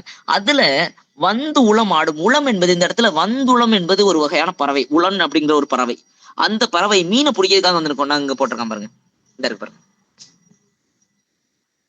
வந்து உளமாடும். சலச வாவியில் செங்கயல் பாயும். அதாவது சலச வாவி, வாவின அந்த குளம், குளத்துல செங்கயல்கள் செம்மையான மீன்கள் பாயுமா. தரளம் ஈன்ற வெண்கயல் மேயும். தரளம் என்பது முத்துக்கள், முத்துக்கள் ஈன்ற வெண் சங்கையல் மேயும். அதாவது முத்துக்களை ஈனக்கூடிய வெண்மையான அந்த சங்குகள், சங்குகள் அப்படியே அங்க மேய்ஞ்சு கிடக்கும். குளம் மின்னார் மழை பெய்யன பெய்யும். இந்த ஊரை பத்தி சொல்றாங்க. அதாவது என்ன ஊர் அப்படின்னா திருமலையை பத்தி சொல்றாங்க. குளம் மின்னார் மழை பெய்யன பெய்யும். அதாவது குளத்தில் உள்ள நல்ல குளத்தில் வாழக்கூடிய பெண்மணிகள் கூறினால் இந்த ஊர்ல மழை பெய்யுமா. குடங்கை ஏற்பவர் செய்யற செய்யும். குடங்கையே ஏற்கக்கூடிய, திருவோடுகளை ஏந்தி குடங்கை ஏற்கக்கூடிய அந்த முதியவர்கள்னு சொல்லலாம். அப்படி சொல்றதை விட பெரியவர்கள்னு சொல்லலாம். குடங்கை ஏற்பவர், அவங்க ஏதாவது சொன்னா அது நடக்குமா அப்படியே. புலவர் போற்றும். அப்படிப்பட்ட புலவர்கள் போற்றக்கூடிய திருமலை சேவகன். திருமலை சேவன் முருகன். திருமலை சேவகன் புகழ் வட ஆரி நாடு எங்கள் நாடே. அத்தகைய புகழ்பெற்ற நாடுதான் எங்களோட ஆரி நாடு அப்படின்னு சொல்லி இந்த பாடல் நமக்கு சொல்றாங்க. சரியா? அதான் மலரில் ஆரளி இந்துளம் பாடும். மடை இடங்கனி வந்துளம் ஆடும். சலச வாவியில் செங்கையல் பாயும். தரளம் ஈன்ற வெண் சங்கையல் மேயும். குளமின்னார் மழை பெய்யன பெய்யும். குடங்கை ஏற்பவர் செய்யன செய்யும். புலவர் போற்றும் திருமலை சேவகன் புகழ் வட ஆரி நாடு எங்கள் நாடே என்று இந்த பாட்டை சொல்றாங்க. அடுத்த பாட்டு பாருங்களேன். தென்கரை நாடு குற்றாலத்தை பாடுறாங்க. என்ன சொல்றாங்க? வளரும் காவில் முகில் தொகை ஏறும். முகில் என்பது மேகங்கள், கா என்பது சோலை. இந்த சோலைகள்ல அப்படியே மேகங்கள் மேல ஏறி நிற்குதான். பொன் மாடம் எங்கும் அகில் புகை நாடும். அதாவது அகில் மரத்தினுடைய புகைகள் அப்படி மணக்கும் இல்லையா. பொன் மாடங்கள்ல அகில் புகைகள் அப்படியே மணக்குதான். குளிரும் மங்கையும் கொண்டலும் காக்கும். குளிரும் மங்கை என்பது மயில்கள், மயில்களும் மேகங்களும் காக்கும். எதை காக்கும்? அந்த ஊர் அப்படியே சுத்தி கிடக்குதாங்க. ஏன்னா அந்த ஊர்ல மழை பெஞ்சிட்டே இருக்குமா, அதான் சொல்ல வராங்க. போல் முறை மன்னவர் மண்டலம் காக்கும். முறை என்பது முறையான ஆட்சி. கையில் செங்கோலை வைத்திருக்கக்கூடிய மன்னர் முறையாக மண்டலங்களை காப்பார். மண்டலம் என்பது நாட்டை பிரிப்பாங்க, மண்டலங்களா பிரிப்பாங்க. அந்த மண்டலங்களை காப்பார். இளம் மின்னார் பொன்னரங்கில் நடிக்கும். இளமையான மின்னார் என்பது பெண்மணிகள். இளமையான பெண்மணிகள் பொன் அரங்கில் நடிப்பார்களாம். அப்படியே நாடகம் நடிக்கிறாங்களாம். முத்து ஏந்தி வாவி தரங்கம் வெடிக்கும். அதாவது முத்துக்களை ஏந்தி வரக்கூடிய அந்த குளத்துல தரங்கம், அந்த குளம் இருக்கு இல்லையா, அந்த குளத்துல என்ன செய்யும் அப்படின்னா அடிச்சு அடிச்சு முத்துக்கள் அப்படியே வெடிச்சு சதுரமா. அவ்வளோ வளமானதான்.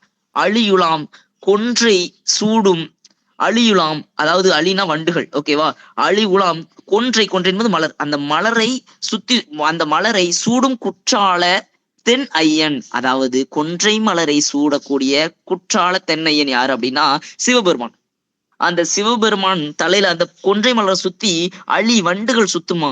அப்பேற்பட்ட வளமிக்க நாடு எங்கள் தென் ஆரி நாடு என்று குற்றாலத்தின் பெருமையினை குறிப்பிட்டுள்ளார். யாரு? பெரியவன் கவிராயர் அப்படிங்கிற கவிஞர். அதான் அந்த பாடல் மூலமா நம்ம தெரிஞ்சுக்கிறோம். சரியா?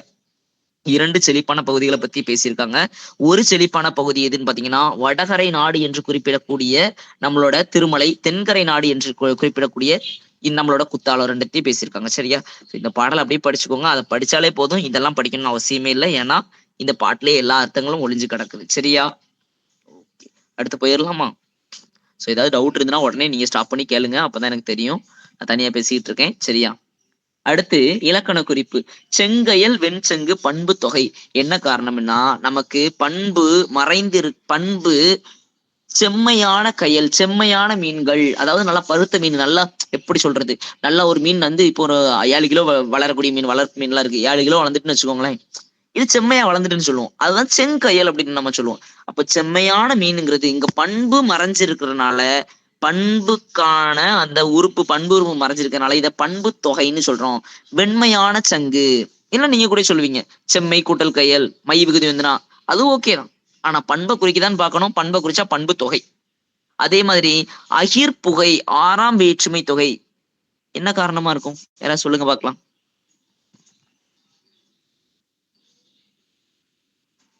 வேற்றுமை உருவு மறைந்து வந்திருந்தால் ஐயா. ஆமா அம்மா, எதுக்கு 6ஆம் வேற்றுமை தொகை சொல்லுங்க. அதுல 6ஆம் வேற்றுமை வேற்றுமை உருவு மறைந்து வந்திருக்கிறதுனால. என்ன உறுப்பு சொல்லுங்க பார்ப்போம்.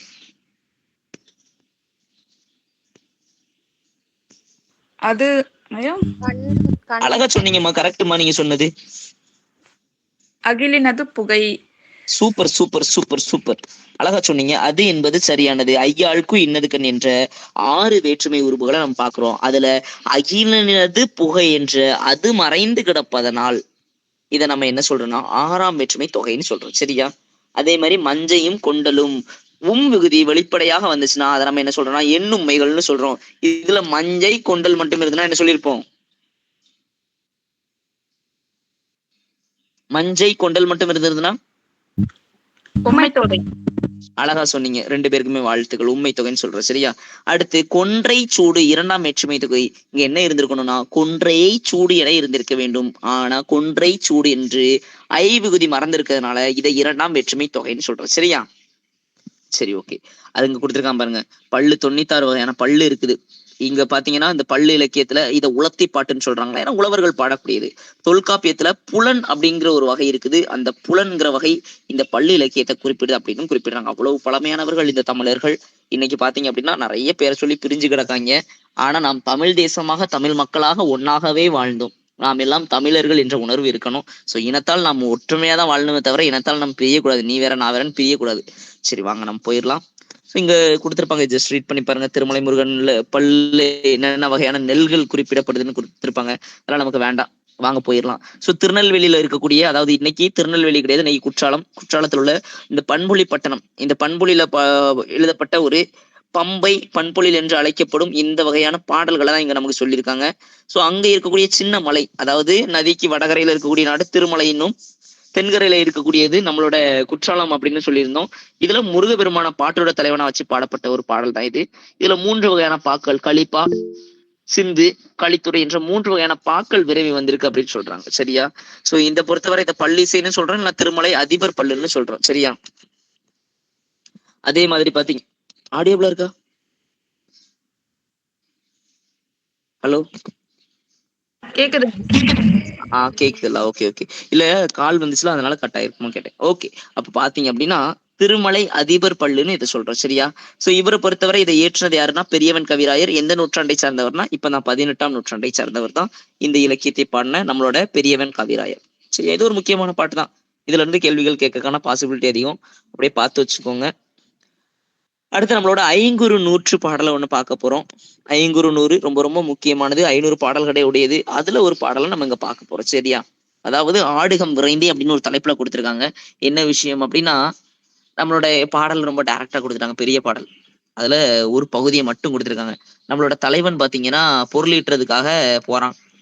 போனவன் பாத்தீங்கன்னா பொருள் ஈட்டிட்டு இந்த டைமுக்குள்ள வந்துருவேன்னு சொல்லிட்டு தானே போயிருப்பான். ஆனா அவன் சொன்ன டைமுக்கு முன்னாடி வரான். அந்த சொன்ன டைமுக்கு முன்னாடி வர விஷயத்த இங்க தலைவி கிட்ட போய் சொல்லக்கூடிய ஒரு கதை தான் இங்க இருக்கு. அதாவது காயா கொன்றை நெய்தல் முல்லை போதவிழ் தளமோடு பிட வளர்ந்து கவினி பூவணி கொண்டற்றாள் புறவே பேரமர் கண்ணி ஆடுகம் நிறைந்த. என்ன சொல்ல வராங்க? காயா என்பது மலர், கொன்றை என்பது மலர், நெய்தல் மலர், முல்லை மலர், போது அவிழ், போது என்பது மலர் விரியக்கூடியது, அவிழ்கின்ற பொழுது தளவமோடு, தளவம்னா அதுவும் மலர், பிட வளர்ந்து மலர்ந்து, மலர்கள் மலர்ந்து, கவினி, கவினி என்பது அழகு, கவின் என்பது அழகுன்னு சொல்றோம் இல்லையா?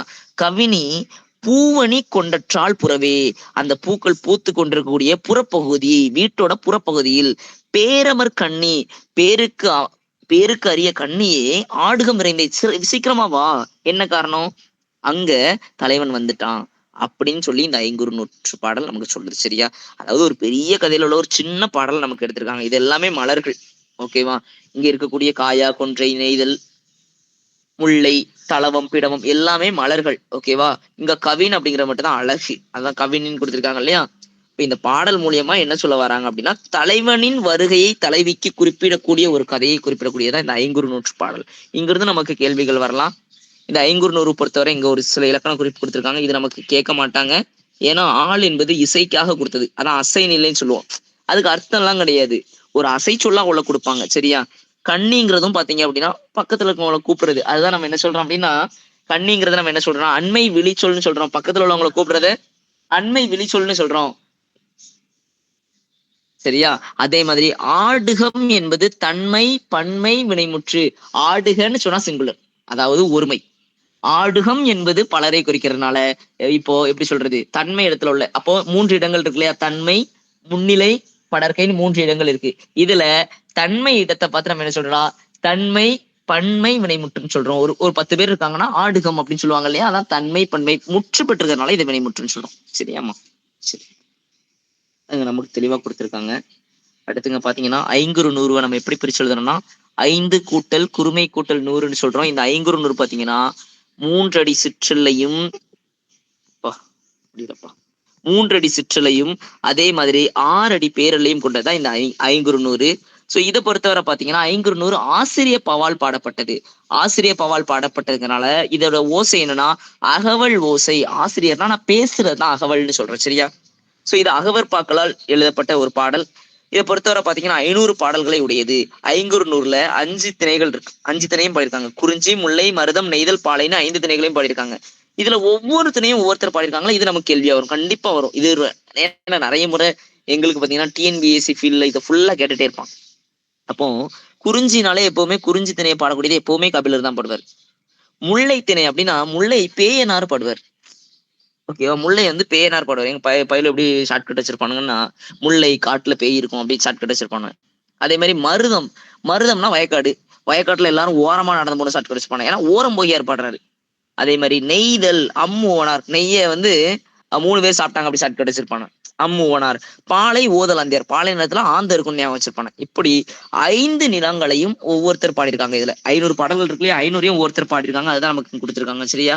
அதே மாதிரி இந்த ஐங்குறு நூற்றோட கடவுள் வாழ்த்து பாடல பாடியது யாருன்னா பாரதம் பாடிய பெருந்தேவன். ஓகேவா? பார்த்து வச்சுக்கோங்க. கடவுள் வாழ்த்து இவர் இதுக்கு மட்டும் இல்ல, பல 8 தொகை நூல்களுக்கு வந்து இவர் கடவுள் வாழ்த்து பாடல் பாட்டுக்காரு. பாரதம் பாடிய பெருந்தேவனார். இந்த நூலை தொகுத்தவர் யார் அப்படின்னா புலத்துறை முற்றிய கூடலூர் கிழார். அப்போ பெரும்பாலும் பாடலை தொகுக்கிறது யார் அப்படின்னா புலவர்கள் தொகுப்பாங்க. ஆனா தொகுப்பித்தவர் அப்படின்னு கேட்டா, தொகுப்பித்தவர்னா இதை வெளியே பப்ளிஷ் பண்றவங்க யாரு அப்படின்னு கேட்டா நமக்கு யானை கச்சை மாந்தரஞ்சேரல் இரும்புரை. அதாவது நமக்கு பெரும்பாலும் பாடல்களை தொகுப்பிப்பவர் யாருன்னா அரசரா இருப்பாங்க. தொகுத்தவர் யாருன்னா புலவரா இருப்பாங்க. தொகுத்ததுன்னா கம்பைல் பண்றது, தொகுப்பிக்கிறதுனா பப்ளிஷ் பண்றது. சரியா? அப்ப தொகுத்தது யாருன்னு கேட்டா நமக்கு புலத்துறை முற்றிய கூடலூர் கிழார். அதே மாதிரி தொகுப்பித்தவர் யானை கச்சை மாஞ்சேரல் இரும்புரை அப்படிங்கிறத பார்த்து வச்சுக்கோங்க. சரியா? சோ அப்ப பாத்தீங்க அப்படின்னா ரொம்ப ரொம்ப முக்கியமான இந்த பகுதி. இதுல இருந்து கேள்வி கேட்கறதுக்கான வாய்ப்புகள் மிக அதிகம். சரியா? அப்படி பார்த்து வச்சுக்கோங்க. அடுத்த ஓடிடலாமா? கொஞ்சம் போயிடுவோம். கொஞ்சம் ஸ்லோவா இருக்கு, அதனால கொஞ்சம் வேகமா போயிடலாம். இதையும் பார்த்து வச்சுக்கோங்க. இது வந்து நீங்க எக்ஸாம்ல வருது. அதெல்லாம் தாண்டி யானைக்கு இருக்கக்கூடிய 21 வகையான பேர்கள் கயம், வேலம், களிறு, புளிறு, களபம், மாதங்கம், கைமா, வாரணம், அஞ்சனாவதி, அத்தி, அத்தின்னி, அரசுவா, அள்ளியன், அனுபமை, ஆணை, இபம், இரதி, குஞ்சரம், வல்விலங்கு, கரி, அஞ்சனம்னு 21 பேர்கள் யானைக்கு இருக்கு. இது நம்ம தமிழ்ல மட்டும்தாங்க இந்த சிறப்பலாம். நிகண்டுகள்ல குறிப்பிடப்பட்ட யானையை குறிக்கக்கூடிய வேற பெயர்கள் தான் கொடுத்துருக்காங்க. 21 வகையான பெயர்கள் இருக்கு. சரியா? ஃப்ரீ டைம் கிடைக்குமா அப்படியே ரீட் பண்ணி பாருங்க. நம்ம அப்படியே இலக்கண குறிப்புக்கு போவோம். அடுத்து இலக்கண குறிப்பு புணர்ச்சி. நம்ம இவ்வளவு நேரம் நெடில் தொடர் பார்த்தோம், உயிர் தொடர் பார்த்தோம், ஆயுள் தொடர் பார்த்தோம், வன்மென் இடைன்னு பார்த்தோம். இப்போ நம்ம புணர்தலுக்குள்ள போறோம். இங்க விதியை ரொம்ப அழகா கொடுத்திருக்காங்க. இதுதான் எனக்கு வேணும். முதல்ல கொடுத்திருக்கான். ஃபர்ஸ்ட் நம்ம என்ன விதியை பத்தி பார்க்க போறோம்னா, ஈ ஐவழி எவ்வும் ஏனைய உயிர்வழி வவ்வும் ஏமுன் இவ்விருமையும் உயிர்வரின் உடம்படு மெய் என்றாகும். அது என்ன சொல்ல வராங்க? அதாவது உடம்படு மெய் எழுத்துக்கள் 2 எழுத்துக்கள் இருக்குது. என்னலாம் அப்படின்னா உடம்படுனா இப்போ ஒண்ணு சிம்பிளா சொல்றேங்க. 2 உயிரெழுத்து இருக்குங்க. இந்த இதைய வச்சுக்கோமா. காட்சி கூட்டல் அழகு. காட்சியில கடைசி எழுத்து என்ன? உயிரெழுத்து. உயிரெழுத்து. அழகா சொன்னீங்க. இச்சு கூட்டல் இ. அடுத்த எழுத்து பாத்தீங்கன்னா இந்த இரண்டு உயிரெழுத்துக்கள் காட்சி அழகுன்னு சொல்லிட்டு காட்சி அழகு ரெண்டையும் நீங்க புனர் சொன்னீங்கன்னா காட்சி அழகு ஒரு சத்தம் வந்து குறைஞ்சிருங்க, சேரவே செய்யாது, ரெண்டும் ஒட்டாது. ரெண்டு காந்தங்களோட ஒரே துருவத்தை வச்சா எப்படி விளக்குமோ அதே மாதிரிதான் நம்ம தமிழும் வாசிக்க கஷ்டமா இருக்கும். அதனால உடன்படுத்துறதுக்காக நம்ம என்ன பண்றோம்னா இரண்டு மெய் எழுத்துக்களை எடுத்துக்கிறோம். இ இவ் என்ற இரண்டு மெய் எழுத்துக்கள். இந்த விதி என்ன சொல்லுதுன்னா அதான் சொல்லுது, ஈ ஐவழி எவ்வும் ஏனைய உயிர்வழி வவ்வும் ஏமுன் இவ்விருமையும் உயிர்வரின் உடம்படு மெய் என்றாகும். என்ன சொல்ல வராங்க, காட்சி கூட்டல் அழகு. அதாவது காட்சி கூட்டல் அழகு அப்படிங்கிறதுல இங்க நீங்க பாத்தீங்கன்னா தெரியும், காட்சி என்பதன் ஈற்றெழுத்து பாத்தீங்கன்னா உயிர், அழகு என்பதோட முதல் எழுத்து பாத்தீங்கன்னா உயிர். இந்த ரெண்டு உயிரும் சேராதுங்க. அப்போ நம்ம விதி என்ன சொல்லுதுன்னா ஈற்றெழுத்து இ ஐ இருந்தால், இந்த இ ஐ ஆக இருந்தால் எவ்வும் எவ்வும் என்பது யகரம் வருமா.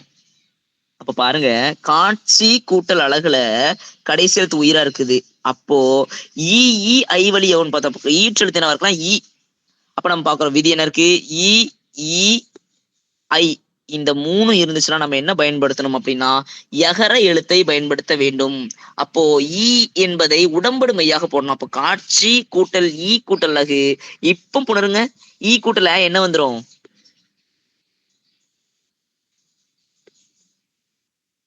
ஏ. புரியுதா? அப்ப காட்சி கூட்டல் அழகு காட்சி அழகு. நான் என்ன சொல்றேன்னு புரியுதா மா? கேக்குதாமா ஏமா? ஹலோ பேசுறேன்னா? Okay okay okay okay okay சரி. இப்ப பாருங்களேன் இங்க தீ கூட்டல் அணைப்பான் பாருங்களேன். இங்க பாருங்களேன், தீ அணைப்பான் இருக்கு, தீ கூட்டல் அணைப்பான். இப்போ இங்கேயும் ஈற்றெழுத்து என்னவா இருக்கு, தீல ஈற்றெழுத்து நம்ம யாராவது சொல்லுங்க. நெடில் ஈ ஐயா. நெடில் ஈ. அதே மாதிரி வருமொழி என்னன்னா இது ரெண்டும் சேர்த்தீங்கன்னா புணராது. அப்போ நம்ம விதி என்ன சொல்லுதுன்னா இ ஐ இந்த மூணுல எது வந்தாலும், இந்த இ ஐ மூணுல எது வந்தாலும் நம்ம என்ன போடணுமா, எகரத்தை போடணுமா, ஈய போடணுமா, அதான் சொல்றாங்க. அப்ப ஈற்றெழுத்து இப்படி இருக்கிறனால நான் என்ன பண்றேன் அப்படின்னா தீ அணைப்பான்ல தீ கூட்டல் அணைப்பான புணர்றதுக்காக எகரத்தை உள்ள கொண்டு வந்துடுறேன், அதாவது ஈய உள்ள கொண்டு வந்துடுறேன். அப்ப தீ கூட்டல் அணைப்பான் தீ அணைப்பான் ஈ கூட்டல ஏ. இங்க பாருங்க, ஈ கூட்டல் ஒரு மெய்யெழுத்த உள்ள கொண்டு வரேன். அப்ப ஏன்னு நமக்கு அது, அதான் தீ அணைப்பான். நான் என்ன சொல்ல வரேன் அப்படின்னா நாம இதை எப்படி உடம்படு மெய்ன்னு சொல்றோம்னா ஈ இரண்டு எழுத்துக்களை பயன்படுத்துறோம். ஒண்ணு ஈ, இன்னொன்னு இவ், ரெண்டு எழுத்துக்களை பயன்படுத்துறோம். அப்போ இந்த ஈ எங்கெல்லாம் வரும் அப்படின்னு பாத்தீங்க அப்படின்னா இ ஐ இந்த மூன்று எழுத்துக்கள் வந்தா ஏகரம் வரும். ஈ ஐ வழி எவ்வும் ஏனைய உயிர் வழி வவ்வும், வேற எந்த உயிர் எழுத்து வந்தாலும், சோ ஏனைய எழுத்துக்கள் எது வந்தாலும் வகரம் போடணும். அப்புறம் ஏமுன் இவ்விருமையும், ஏ வந்துச்சுன்னா இந்த ரெண்டும் இங்க பாருங்களேன். இப்ப பாருங்களேன், கலை கூட்டல் அறிவு நம்ம எப்படி பிரித்தெழுதுவோம், கலை கூட்டல் அறிவுன்னு பிரித்தெழுதுவோமா. அப்போ கலையில கடைசி எழுத்து ஐ, அப்ப ஐ வந்துன்னா நம்ம ஏகரம் போடுறோம். அதே மாதிரி அதை விட்டுறலாம். மாவிலை பாருங்க, மா கூட்டல் இலை. இப்போ உங்களுக்கு ஒரு கேள்வி வரும், மா கூட்டல் விளைன்னு பிரிக்கலாமா அப்படின்னு கேட்டீங்கன்னா புணர்தல் படி தப்பாயிருமா. நல்லா நீங்க புரிஞ்சுக்கணும், தமிழுக்கு சிறப்பே அதுதான், புணரும் போது தப்பாயிரும். அப்ப மா கூட்டல் விளைன்னு பிரிக்க கூடாது. என்ன காரணம் அப்படின்னா மா கூட்டல் விளை என்பது தப்பாயிரும். அப்ப மாவிலையை எப்படி பிரிக்கணும், மா கூட்டல் விளை. அப்ப ஏன் சார் மாவிலைன்னு மட்டும் எழுதுறீங்கன்னு கேட்டீங்கன்னா மா என்பதன் ஈற்றெழுத்து ஆ, ஈ ஐவழி எவ்வும் ஏனைய உயிர்வழி வவ்வும், வவ்வும் என்பது வகரம். அப்ப மா என்பது ஆ என்ற ஈற்றெழுத்து இருக்குது. அப்ப வந்ததுனால நான் இதுக்கு பதிலா என்ன போடுறேன்னா வகரத்தை போடுறேன், இவ்வ போடுறேன். அப்போ மா கூட்டல் இவ் கூட்டல் ஈ. அப்போ இவ் கூட்டல் ஈ நான் எனக்கு என்ன வந்துட்டுனா இங்க பாருங்க, இவ் கூட்டல் ஈ எனக்கு என்ன வந்துருச்சுன்னா வி. அப்ப மா கூட்டல் இவ் கூட்டல் ஈ மா விலை என்று புணர வேண்டும். இப்போ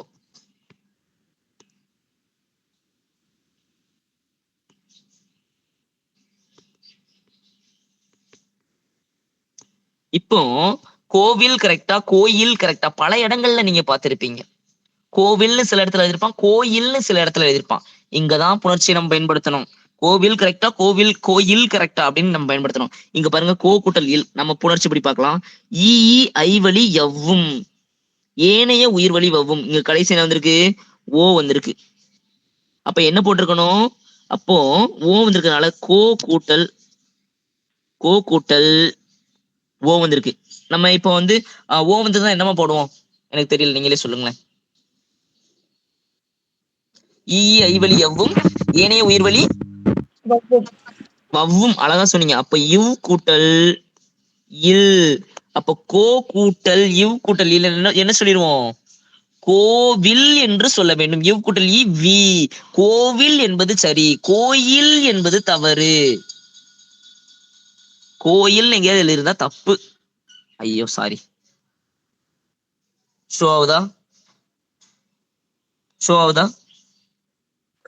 எஸ் சார். Okay okay. அப்ப கோயில் என்பது தவறு. நான் சொல்றது புரியுதா? புணர்ச்சி எவ்வளவு ஆழமானது பாருங்க, எவ்வளவு ஆழமானது பாருங்க. அடுத்து பாருங்களேன், இங்க பாருங்க, நான் இப்ப சொல்றேன். இங்க பாருங்க, பூ கூட்டல் அழகு பாருங்களேன். பூ, இங்க ஏனைய உயிர் வழி வவ்வும். பூ கூட்டல் இவ் கூட்டல் பூவழகு. அப்ப என்ன எழுத்து வருதுன்னு பார்க்கணும். இ ஐ வந்துச்சுன்னா மட்டும் யகரத்தை போடணும். அது இல்லாம வேற எது வந்தாலும் வகரத்தை போடணும். அடுத்து பாருங்களேன், சே கூட்டல், இங்கதான் விஷயம் இருக்கு. ஏனைய உயிர் வழி வவ்வும் ஏ முன் இவ்விருமையும். அப்ப ஏ வந்துச்சு அப்படின்னா இந்த இரண்டும், இங்க பாருங்க, சேல ஈற்றெழுத்து வந்திருக்கு. நான் சேல ஈற்றெழுத்து ஏ வந்திருக்குது. ஏ நெடில் ஏ. அப்போ ஏ வந்திருக்கும் போது இதுல ரெண்டுமே வரும்.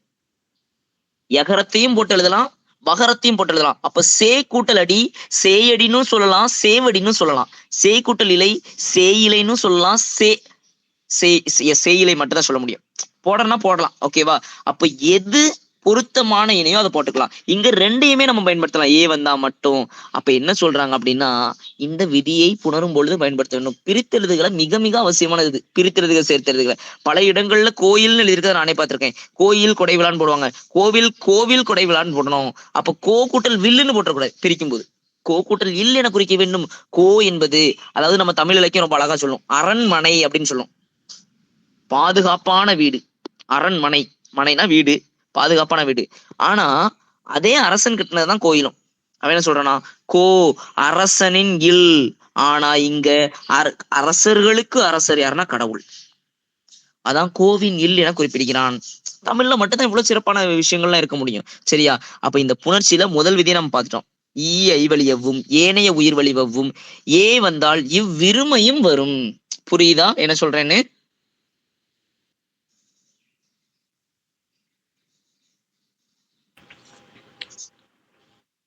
பதில் சொல்லுங்கம்மா ப்ளீஸ். ஐயா. Okay, thank you.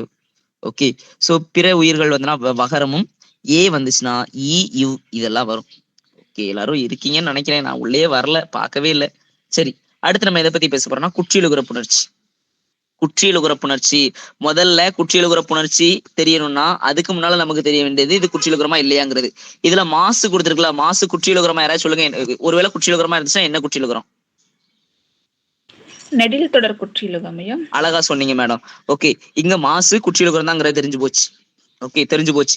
அப்ப இவன் என்ன வச்சிருக்கான்னா, இதுக்கும் ஒண்ணு வச்சிருக்கான், உயிர்வரின் உக்குரல் மெய்விட்டு ஓடும். அது என்ன உயிர்வரின் உக்குரல் மெய்விட்டு ஓடும்?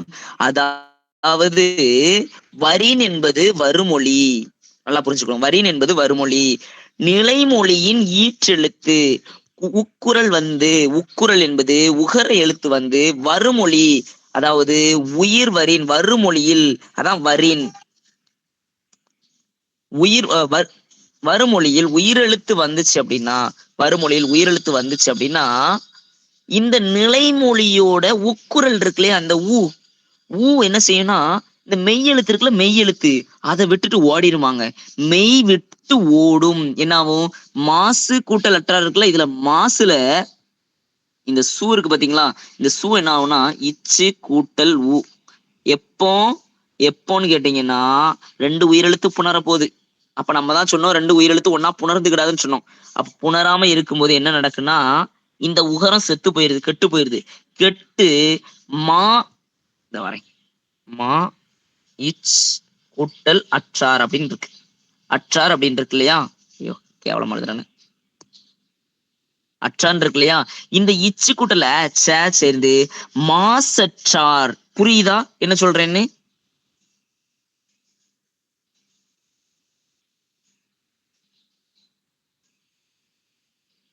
நான் என்ன சொல்றேன் புரியுதா? Yes sir Hello. புரியுதுங்க சார். Yes thank you. எல்லாரும் கவனிக்கீங்க தானே. இலக்கணங்கிறனால ஏதாவது யோசிக்கிறீங்களா? எதுவும் யோசிக்காது. ஏதாவது யோசிச்சா என்கிட்ட சொல்லுங்க, நான் சொல்லிடுவேன் உடனே. சரியா? சோ எல்லாரும் கவனிங்க. ஒருவேளை கவனிக்கல அப்படின்னா இது புரியாது.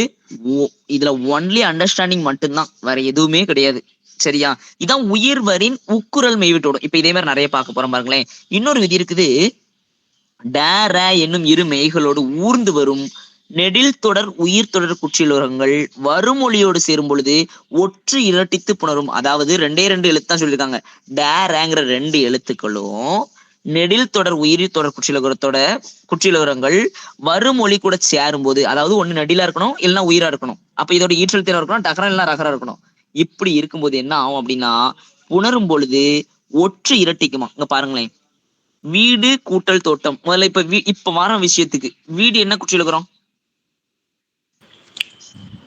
நெடில் தொடர் குற்றியலுகரம். எஸ், விஷயத்துக்கு வந்துட்டீங்களா? நெடில் தொடர். நமக்கு விதி என்ன சொல்லுதுன்னா, நெடிலோடு உயிர் தொடர் குற்றியலுகரங்கள் எது வேணாலும் இருக்கலாம். நெடிலோ உயிர் தொடர் இருந்தா டகர ரகர ஒற்று இரட்டும் வேற்றுமை மிகவேனா வேற்றுமையும் புணரும். வேற்றுமைனா நம்ம கசதப மிகும், அதை நம்ம பார்க்கலாம். இப்ப பாருங்க, இங்க வீடு கூட்டல் தோட்டம் நெடில் தொடர் வந்திருக்குது. அப்போ நெடிலோடு உயிர் தொடர் குற்றியலுகரங்கள் வந்துச்சுன்னா என்ன ஆகும் அப்படின்னா, நெடில் எல்லாம் உயிர் தொடர் வந்துச்சுன்னா அந்த ஒற்று இரட்டும். எந்த ஒற்று? இந்த வீடுல வி இட்டு கூட்டல் உ, இந்த ஒற்று இரட்டும். அப்போ வீட்டு பாருங்க, அப்போ வீடு கூட்டல் தோட்டம் என்ன, வீட்டு கூட்டல் தோட்டம் ஆயிரும். அதுக்கு அடுத்து வேற்றுமை மிகவேனா வல்லின மெய் இடம்பெறும். அதாவது கசதப வல்லெழுத்துக்கள் இருக்குல்ல, வல்லெழுத்து மிகும் இல்லையா? அப்ப வல்லெழுத்து மிகும். அப்ப வீடு கூட்டல் தோட்டம் வீட்டு தோட்டம் நீங்க சொல்ல சொன்னா சொல்லிடுவீங்க, ஏன்னா தமிழர்கள் சொல்ல சொன்னா சொல்லிடுவீங்க. ஆனா ஏன் காரணம் இருக்கு. இங்க பாருங்களேன், முதல்ல வந்து இன்னொரு நெடில் தொடர் பார்க்கலாம். காடு கூட்டல் மரம். இதை நம்ம நீங்க சொல்ல சொன்னா சொல்லுவீங்க காட்டு மரம் அப்படின்னு சொல்லிடுவீங்க, காடு மரம் சொல்ல மாட்டீங்க. அப்போ ஏன் இப்படி மாறுதுன்னா, இது ஈற்றெழுத்து பாத்தீங்கன்னா ஒரு குற்றியலுகரம் தெரிஞ்சு போச்சு, நெடில் தொடர் தெரிஞ்சு போச்சு. நெடில் தொடராக இருக்கும் பட்சத்தில் இங்கு இருக்கக்கூடிய இந்த டகரம் இருந்தாலோ ரகரம் இருந்தாலோ ஒற்று இரட்டும். அதான் காடு கூட்டல்ல காடு என்பது காட்டு, முரடி என்பது முரட்டு, பகடு என்பது பகட்டு. பகடு என்ன குற்றியலுகரம்? உயிர் தொடர் ஐயா. உயிர். அப்போ பகட்டுல கடைசி எழுத்து என்ன இருக்குன்னா டகரம் இருக்குது, இட்டு கூட்டல் ஊ இருக்குது. அப்ப அது என்ன ஆகும்னா ஒற்று இரட்டும். அப்ப பகடு என்பது பகட்டு என தெரிகிறது, தெரிஞ்சு பகட்டு வாழ்க்கை. இப்ப சோறு என்பது சோற்று பானை. இப்ப பாத்தீங்கன்னா வயிறு கூட்டல் பசி சொல்லுங்க, என்ன வரும்? மறைச்சிடுறேன். வயிறு கூட்டல் பசி வயிற்று பசி. நீங்க பாருங்களேன், நீங்க வந்து விதி தெரிஞ்சு தெரியலாம், நீங்க எல்லாருமே கரெக்டா சொல்லுவீங்க, எனக்கு நல்லாவே தெரியும். பிகாஸ் நீங்க எல்லாருமே தமிழ் பேசக்கூடிய மக்கள், உங்க எல்லாருக்குமே தமிழ் நல்லாவே தெரியும். கயிறு கூட்டல் அப்படின்னா உடனே கயிற்று ஒண்ணி சொல்லுவீங்க, கயிறு கூட்டல் கட்டில்னா கயிற்று கட்டில பிடிப்பீங்க. காரணம் என்னன்னா, உயிர் தொடரோ நெடில் தொடர் குற்றியலுகரமோ வரும் பொழுது ஈற்றெழுத்து டகரமோ ரகரமோ இருந்தால், இங்க இருக்கு பாருங்க, ரகரமோ இருந்தால் ஒற்று இரட்டும். அப்ப கயிறு என்பது கயிற்று என தெரியும், தெரிஞ்சு கயிற்று கூட்டல் வண்டி. புரியுதா? அப்ப 2வது விதி படிச்சாச்சு, 3வது விதி படிச்சாச்சு. ஃபர்ஸ்ட் விதி ஈ ஐவலியவும் ஏனையவும் பார்த்தோம். ஏவரின் ஏ எனப்படுத்தையா? ஓகே. ஏ முன் இவ்விருமையும் உயிர்வரின் உடம்படு மெய் என்றாகும் பார்த்தோம். 2வது விதி உயிர் வந்துச்சுன்னா உக்குரல் மெய் விட்டு ஓடும் பார்த்தோம். 3வதா நெடிலோடு உயிர் தொடர் குற்றியலுகரம் கொள்ளும் பொழுது டகர ரகர ஒற்று இரட்டும் வேற்றுமை மிகும் சொல்லி 3 விதிகள் பார்த்தாச்சு. புரியுதா? அடுத்து புரியுதா? புரியுதுங்கய்யா. ஒருவேளை உங்களுக்கு புரியலாம் சொன்னாதான் எனக்கு தெரியும், இல்லை எனக்கு தெரியாது, அதை நான் போய் சொல்லிடுறேன். ஓகே. 3வதா முற்றியலுகர புணர்ச்சி. முற்றியலுகரம்னா பார்த்தோம், வரவரினான். ஏமா இதுல வரவு ஏமா முற்றியலுகரம்? யாராவது சொல்லுங்கம்மா. உயிர் சொல்லக்கூடாதோ? ஏன் இது முற்றியலுகரம்? குசுடுத்துப்புற வரலீங்க இல்லையா? சூப்பரா சொன்னீங்க, வெரி குட்மா. சோ இதுதான் புரிதல்ங்கிறது. அப்ப குசுடு துபுரு வரல. அப்ப இதுக்கு என்ன விதியை பயன்படுத்துது? முற்றும் அற்றும் ஒரோ வழி. என்ன சொல்ல வராங்க?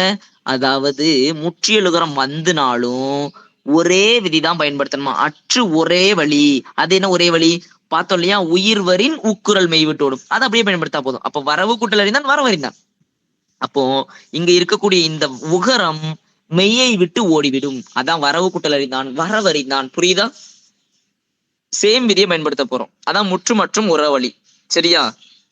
அடுத்து இயல்பீறு விதி ஈறு புணர்ச்சி. இயல்பீறு விதி ஈறு புணர்ச்சி அப்படின்னா இயல்பு ஈறு விதி ஈறு, அதாவது இயல்பாக இருக்கக்கூடிய எழுத்து என்ன செய்யும்னா புணரும் பொழுது வல்லொற்றுக்கள் மிகும். வல்லொற்றுக்கள் எதெல்லாம் அப்படின்னா கசதப, இததான் நம்ம என்ன சொல்றோம் வல்லின மெய்கள்னு சொல்றோம் இல்லையா? அப்போ இயல்பு ஈறு பள்ளி கூட்டல் தோழன், பள்ளித்தோழன் எப்படி மிகும்? இங்க என்ன இருக்குதோ அந்த எழுத்து தாங்க முன்னாடி வரும். இங்க தோ இருக்கிறதுனால அது என்ன எழுத்து இருக்குதோ அதே எழுத்து தான், அந்த கசதப எழுத்து தான் வரும். அதே மாதிரி உங்களுக்கு புணரும் பொழுது பாத்தீங்க அப்படின்னா எப்படி புணரும் அப்படின்னா இந்த மாதிரி கசதப எழுத்துக்கள் வந்தா மட்டும்தான் முந்தைய வறுமொழியில இருந்தா மட்டும்தான் முந்தைய எழுத்து வரும். இல்லைன்னா இங்க பாருங்க நிலம் கூட்டல் தலைவர், நிலத்தலைவர்னு சொல்லுவீங்க, இது விதியீர்னு சொல்லுவாங்க. அதாவது என்ன அப்படின்னா இங்க மகரம் கெடும், அந்த விதிலாம் அவ்வளோலாம் நம்ம போக வேண்டாம். மகர எழுத்து கெடும், மகரம் கெட்டு நிலம் கூட்டல் தலைவர், நிலத்தலைவர்னு நம்ம சொல்ல முடியாது இல்லையா? அப்போ இங்க பாருங்களேன், நில இங்க ஈற்றெழுத்து தான் வந்திருக்கு, பிரச்சனை இல்லை. ஆனா முதல் எழுத்து இத்து வந்திருக்கு.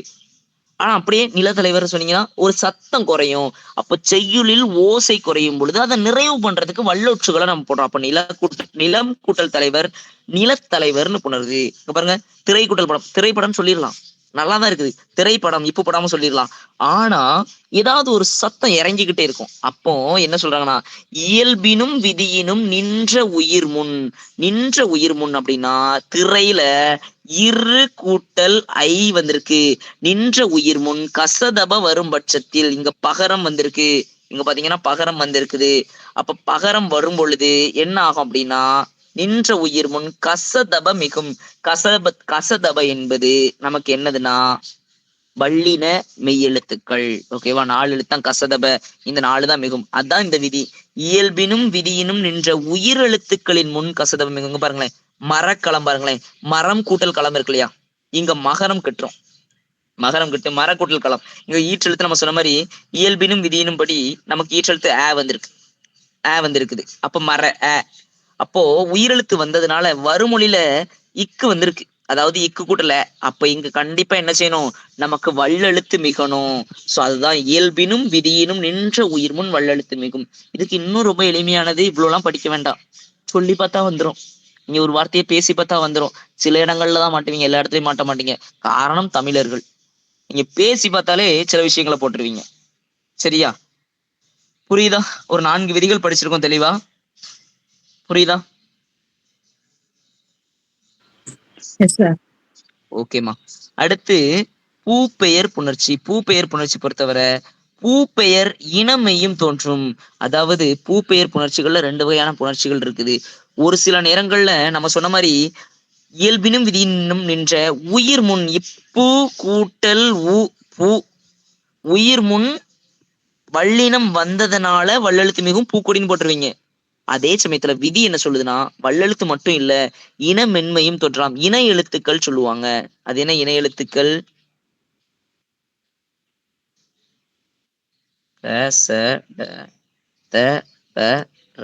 கசட தபர இருக்குல்ல, அதுக்கு இணை எழுத்து யாரா சொல்லுங்கம்மா. காக்கு காம் சாக்கு ஞா. ஓகே ஓகே, இப்படி சொல்லிடலாம் மேம், அவ்வளவுலாம் வேண்டாம். கசட தபரைக்கு அதாவது வல்லினத்துக்கு மெல்லினம் இணை எழுத்து, இடையினத்துக்கு இணை எழுத்து கிடையாது. சரியா? அதுக்கு அதே தான் இணை எழுத்தா வரும். அப்போ பூக்கொடின்னு வல்லெழுத்து மிகவும். சில சமயங்கள்ல அப்படி எழுதினாலும் சரிதான், பூ கூட்டல் கொடி பூங்கொடின்னு எழுதினாலும் சரிதான். காரணம் என்னன்னா வல்லெழுத்தின் இணை எழுத்தாக இருக்கக்கூடிய இக்கின் இணை எழுத்து இங்க பாத்தீங்கன்னா அருக்கிலுங்க பாருங்களேன், இங்க பாத்தீங்கன்னா இத்தின் இணை எழுத்து இந்து. பூந்தொட்டின்னு எழுதலாம், பூத்தொட்டின்னு எழுதலாம், ரெண்டுமே கரெக்ட் தான், தப்பு கிடையாது. விதிதான் நமக்கு சொல்லுது. இங்க பாருங்க, பூ கூட்டு சொலைய பூச்சோலைன்னு சொல்லலாம், பூஞ்சோலைன்னு சொல்லலாம், இணை எழுத்து போட்டு சொல்லலாம். நான் சொல்றது புரியுதா? புரியும் நான் நம்புறேன்.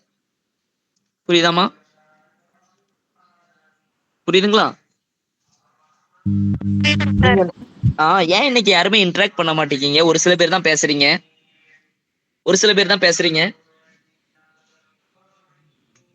சார் எல்லாம் இருக்குங்க சார், பார்த்துட்டு தான் இருக்குங்க. பார்த்துட்டு தான் இருக்காங்களா? ஏன் இன்னைக்கு கம்மியா பேசுறாங்க, அதனால கேட்டேன், வேற ஒண்ணும் இல்ல. ஓகே சரியா? சோ அடுத்து பாருங்க, அப்ப மெய்யீற்று புணர்ச்சினா இதுதான். அடுத்து பாத்தீங்க அப்படின்னா சாரி பூப்பெயர் புணர்ச்சினா இதுதான். அடுத்து பாத்தீங்கன்னா மெய்யீற்று புணர்ச்சி. மெய்யீற்று புணர்ச்சினா இங்க ஒரு விதி இருக்கு. உடல் மேல் உயிர் வந்து ஒன்றுவது இயல்பே. அப்போ உடல்னா என்னது? மெய்யெழுத்து.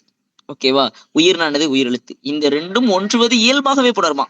இப்போ நான் உங்கள்ட்ட வாய் கூட்டல் ஒளி சொன்னா வாயொலின்னு ஒண்ணு சொல்லுவீங்க, வான் கூட்டல் ஒளி சேர்த்து எழுதுங்கன்னு சொன்னா நீங்க சொல்லுவீங்க. சொல்லுங்க, வான் கூட்டல் ஒளி. வானொலி. இங்க பாருங்களேன், நீங்க எதையுமே யோசிக்காம வேகமா சொல்லிட்டீங்க. அதுதான் தமிழர்களுக்கு உள்ள சிறப்பு. உங்களுக்கு புணர்ச்சி தெரியுது தெரியலாம் ரெண்டாவது, ஆனா உங்களால சரியா சொல்ல முடியுது. அப்ப இங்க புணர்ச்சி என்ன சொல்லுதுன்னா, இருந்தாலும் புணர்ச்சி தெரிஞ்சுக்கோமா. அதாவது உடல் மேல், உடல் என்பது இந்த யகரம், உடல் மேல் உயிர் வந்து ஒன்றுவது இயல்பே. அதாவது ஈ கூட்டல் ஓ. அப்ப வாய் கூட்டல் ஒளி வாயொலி, யோ ஈ கூட்டல் ஓ என்ன ஆகுதுன்னா வாயோ. இப்ப வான் கூட்டல் ஒளி சொன்னேன் சார், உடனே சொன்னீங்க இன் ஈற்றெழுத்து அப்படித்தானே, வான் கூட்டல் ஒளி சைஸ் ஓ. ஓகேவா? அப்ப இன் கூட்டல் ஓ நோ ஆயிரும். புரியுதா? இது வந்து நார்மலா புணரும் அப்படின்னு சொல்ல வரேன். ரொம்ப எல்லாம் இதுக்கு ஆராய்ச்சி பண்ண வேண்டாம். இப்ப பாருங்களேன், மண் கூட்டல் மகள் மண்மகள். ஏன்னா இங்க பாத்தீங்க அப்படின்னா நிலைமொழியோட இறுதியும் வறுமொழியோட முதலும் இயல்பா இருக்குது. அப்ப இதுவும் இயல்பு புணர்ச்சி தான். அப்ப இங்க மாறிச்சு சார் அப்படின்னா அதுவும் இயல்பு புணர்ச்சி தான். உங்களுக்கு மெய்யும் உயிரும் சேரும் பொழுது புணரும். இங்க இங்க இம் இருக்கு, இன் இருக்கு, இங்க இம் இருக்கு. அதனால நம்ம அப்படியே எழுதிடலாம். இப்போ வேற எதை சொல்லலாம்?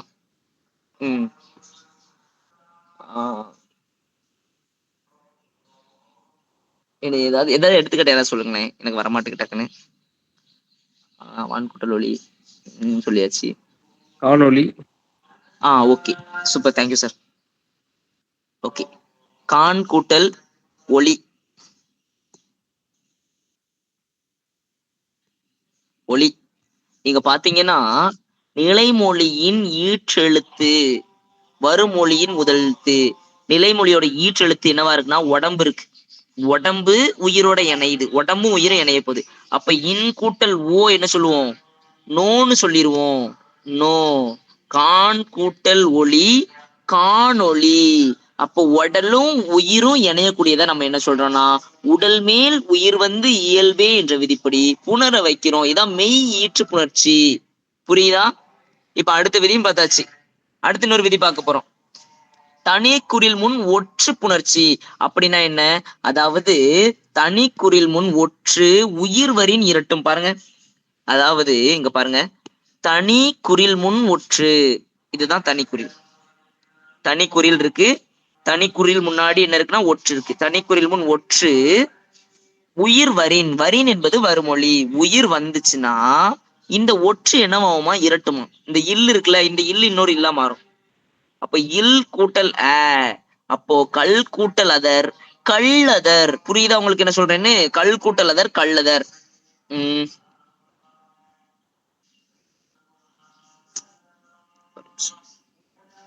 ஓகேவா? என்ன சொல்றேன்னு புரியுதா?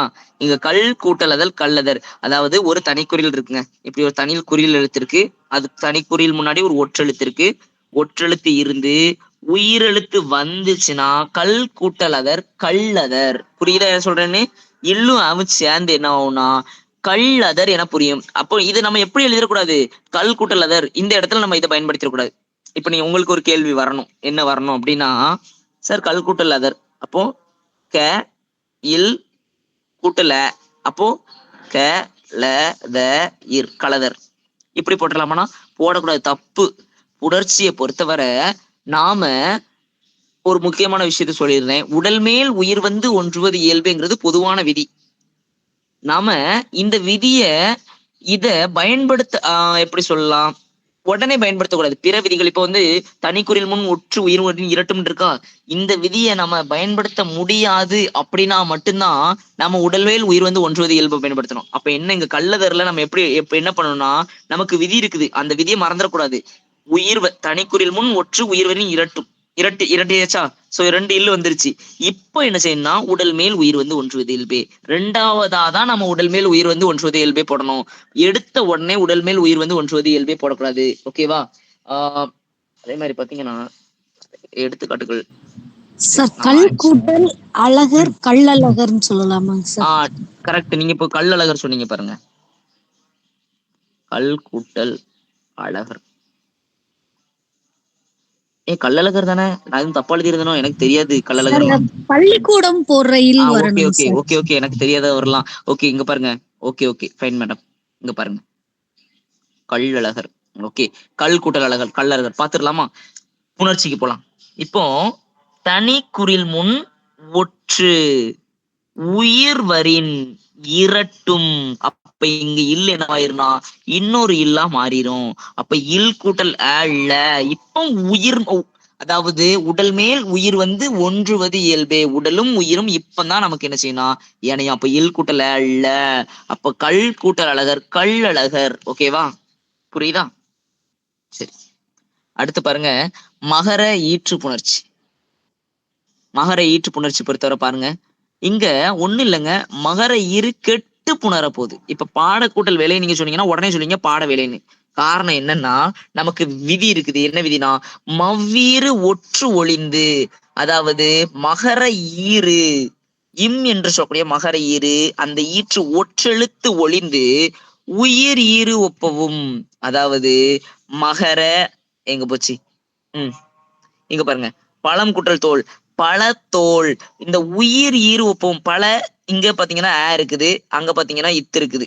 நம்ம தான் பார்த்தோம், இயல்பினும் விதியினும் நின்ற உயிர் முன் கசதப மிகும்னு ஒரு விதி பார்த்தோம். அப்போ இங்க வந்துருச்சு. இயல்பினும் விதியினும் நின்ற உயிர் முன் வந்திருக்குது. அப்போ உயிர் முன் கசதப மிகும். இங்க இத்து இருக்கிறதுனால நான் என்ன போட்டிருந்தேன்னா இத்து. அப்போ பல கூட்டல் தோல், பழத்தோல் என புணர்ந்தது. அதே மாதிரி பாருங்களேன், காலம் கூட்டல் கடந்தவன் வன்மைக்கு இனமான திரிபவும் ஆகும். வன்மைக்கு இன எழுத்துக்களும் வருமா சில சமயங்கள்ல தான் போட்டிருக்கான். இது ரெண்டு விதி சேர்ந்து இருக்குது. வன்மைக்கு இனமான திரிபவும் ஆகும். இங்க பாருங்க, மவ்வீர் ஒளிஞ்சிருச்சு, கால கூட்டல் கடந்தான், கால கூட்டல் கடந்தான் இருக்கு. இப்ப என்ன செய்யணும், வன்மைக்கு இனமான, வன்மைக்கு இக்கு இனம் என்னன்னா இங்கு இனமான இங்கு வரும். அப்ப கால கூட்டல் கடந்தான், காலங்கடந்தான் என புணரும். நான் சொல்றது புரியும் அப்படின்னு நினைக்கிறேன். மகரை இங்க பாருங்க, மகர எழுத்து கேட்டு இங்க பாருங்க, பாட கூட்டல் வேலை மவ்வீற்று ஒளிந்து. அப்ப பாட கூட்டல் வேலை என்ன போட்டு சொல்லுவீங்க, அப்படியே புணருது. ஏன்னா நமக்கு எந்த பிரச்சனையும் இல்லை. பாட வேலை, ஏன்னா இங்க நமக்கு கசதப வந்திருந்தாதான் இத்து போடணுமா இங்கு போடணுமா நம்ம யோசிச்சிருக்கணும். அதே மாதிரி வல்லெழுத்து வந்தாதான் நான் வந்து என்ன சொல்றது, இணை எழுத்தை பயன்படுத்தணுமா வேண்டாமான்னு யோசிச்சிருக்கணும். இங்கதான் ரெண்டுமே வரலையே. இங்க வல்லெழுத்தும் வரல, இங்க வேலையில வல்லெழுத்தும் வரல, அதே சேம் டைம் பாத்தீங்க அப்படின்னா வல்லின மெய்யும் வரல, கசதபையும் வரல. சோ அப்படிங்கும்போது நான் யோசிக்கவே வேண்டாம். சரியா? அப்ப பாத்தீங்கன்னா பாடக்கூட்டல் வேலை பாட வேலை அப்படின்னு நம்ம சொல்றோம். சரியா? புரியும் நினைக்கிறேன். புரியலாம் கேட்டுக்கோங்க. அடுத்து பாருங்க, பண்பு பெயர் புணர்ச்சி. பண்பு பெயர் புணர்ச்சி மிக முக்கியமானது. இங்க பண்பு பெயர் பொறுத்தவரை நம்ம நிலைமொழியும் மறுமொழியும் புணரும்போது என்ன நடக்கும், இங்க பெரு கூட்டல் வழி பெரிய வழி, அப்ப பெருமை கூட்டல் வழி நம்ம பிரிச்சிருக்கோம். இங்க என்ன நடக்கும், இங்க பெருமை கூட்டல் வழி பெரு வழி என புணருது. என்ன நடக்கும்னா ஈறு போதல் என்று விதி இருக்குமா, அந்த ஈறு போதல் விதிப்படி ஈற்றெழுத்துக்கிட்டு பெரு வழி என புணர்கிறது. விதி கொடுத்திருக்கானா, பண்பு பெயர் புணர்ச்சியில் தன்னொற்றலை பயன்படுத்த வேண்டும். இந்த கீழே கொடுத்திருக்கான். ஈறு போதல் விதி இருக்கு பாருங்க, எத்தனை விதி பாருங்க. ஈறு போதல் ஒரு விதி, ஈறு போதல் இருக்கு. இடை உகரம் ஈ ஆதல் ஈ ஆகுமா, ஈயா மாறிடுமா. ஆதி நீடல், ஆதினா முதல் எழுத்து நீளும், ஆதி நீடல். அடி அகரம், அகரம் இருக்குல்ல, இருக்குல்ல, வந்து ஐயா மாறுமா, 4 இருக்கு. அடி அகரம் ஐயாதல். தன் ஒற்று இரட்டல், இங்க பாருங்க, தன் ஒற்று இரட்டல் 5வது ஒரு இது இருக்கு. முன்னின்ற மெய்தெரிதல் 6, இனமிகள் 7, இணையவும் பண்பிற்கு இயல்பே இயல்பாக போடக்கூடியது 8 விதிகள் கொடுத்திருக்கான் இந்த பண்பு பெயர் புணர்ச்சியில. 8 விதிகளையும் எல்லாத்தையும் பயன்படுத்த முடியுமானா இல்ல, ஒவ்வொரு வார்த்தைகளுக்கும் ஒவ்வொரு மாதிரி பயன்படுத்த முடியும். இப்ப நம்ம ஒவ்வொன்னா இப்ப நம்ம பார்க்கலாம். 8 விதிகள் இருக்கு. அதுல முதல் விதி பாருங்களேன், ஈறுபோதல். நிலைமொழியின் ஈற்றெழுத்தில் மை விகுதி வந்துச்சுன்னா ஈறுபோதல் விதிப்படி பெருமை கூட்டல் வழி பெருவழினா பொருந்துருச்சு. அப்போ அடுத்து பாருங்க, பெரியன். இங்க பெரியன் எப்படி எழுதலாம், பெருமை கூட்டல் அன் எழுதிடலாம். இங்க நிலைமொழியின் ஈற்றெழுத்து கெட்டு மை விகுதி, அப்ப பெரு கூட்டல் அன், பெரு அன் எழுத முடியுமா, இல்ல, பெரியன்ல புணர்ந்திருக்கு. அப்ப என்ன செய்யணும், இங்க ஈறு போயிருச்சு முத விஷயம். 2வது இடை உகரம் ஈயாதல்னு ஒரு விதி பார்த்தோம். இடையில இருக்கக்கூடிய இந்த ரூ இருக்கு பாருங்க, இந்த ரூல இருக்கக்கூடிய இர் கூட்டல் உ ரு. இந்த ரூல இருக்கக்கூடிய உகரம் ஈயாக மாறுகிறது, இகரமாக மாறுகிறது. அப்போ பெரி கூட்டல் ஈ அப்ப என்னவா ஆகுது அப்படின்னா உகரம் இகரமா மாறுது. அப்போ பாருங்களேன் என்ன சொல்றேன், இங்க எழுதி போட்டா ரு இர் கூட்டல் உ. இந்த உகரம் என்னவாயிடுச்சு அப்படின்னா உகரம் கெட்டு இகரம் ஆயிடுச்சு. இர் கூட்டல் இ என்னவாயிடுச்சுன்னா இது ரெண்டும் சேர்ந்து என்னவாயிடுச்சுன்னா ரி. அப்போ பெரி. அப்போ பெரு கூட்டல் அன், பெரி கூட்டல் அன் இப்ப ஆயிடுச்சா. இப்போ பெரிய கூட்டல் அண்ணா பெரிய அண்ணு எழுத முடியாது.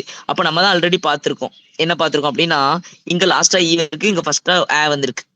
இங்க இங்க லாஸ்டா ஈ, இங்க ஃபர்ஸ்ட் ஆ. அப்ப இந்த மாதிரி ஈ ஐவழி எவ்வும். இப்ப உடம்படு மெய்யை நம்ம பயன்படுத்த போறோம். ஈ ஐவழி எவ்வும். அப்ப நான் என்ன பண்றேன்னா இதை ரெண்டு உயிரெழுத்த புணர்றதுக்காண்டி உடம்படு மெய்யெழுத்த நான் போட போறேன். அப்ப பெரிய கூட்டல் ஈ. அப்போ ஒரு உடம்படு மெய்யெழுத்த நான் உள்ள சேர்த்து என்ன பண்றேன்னா சேர வைக்க போறேன். அப்போ ஈ கூட்டல ஏ, பெரி கூட்டல் ஈ கூட்டல் அன், பெரியன் என புணர்ந்தது. உடல்வேல் உயிர் வந்து ஒன்றுவது இயல்பே விதியை பயன்படுத்தி நான் இதை சேர்த்தேன். புரியுதா என்ன சொல்றேன்னு? நிறைய விதிகளை பயன்படுத்துறோம். சரியா, கவனிக்கிறீங்களா?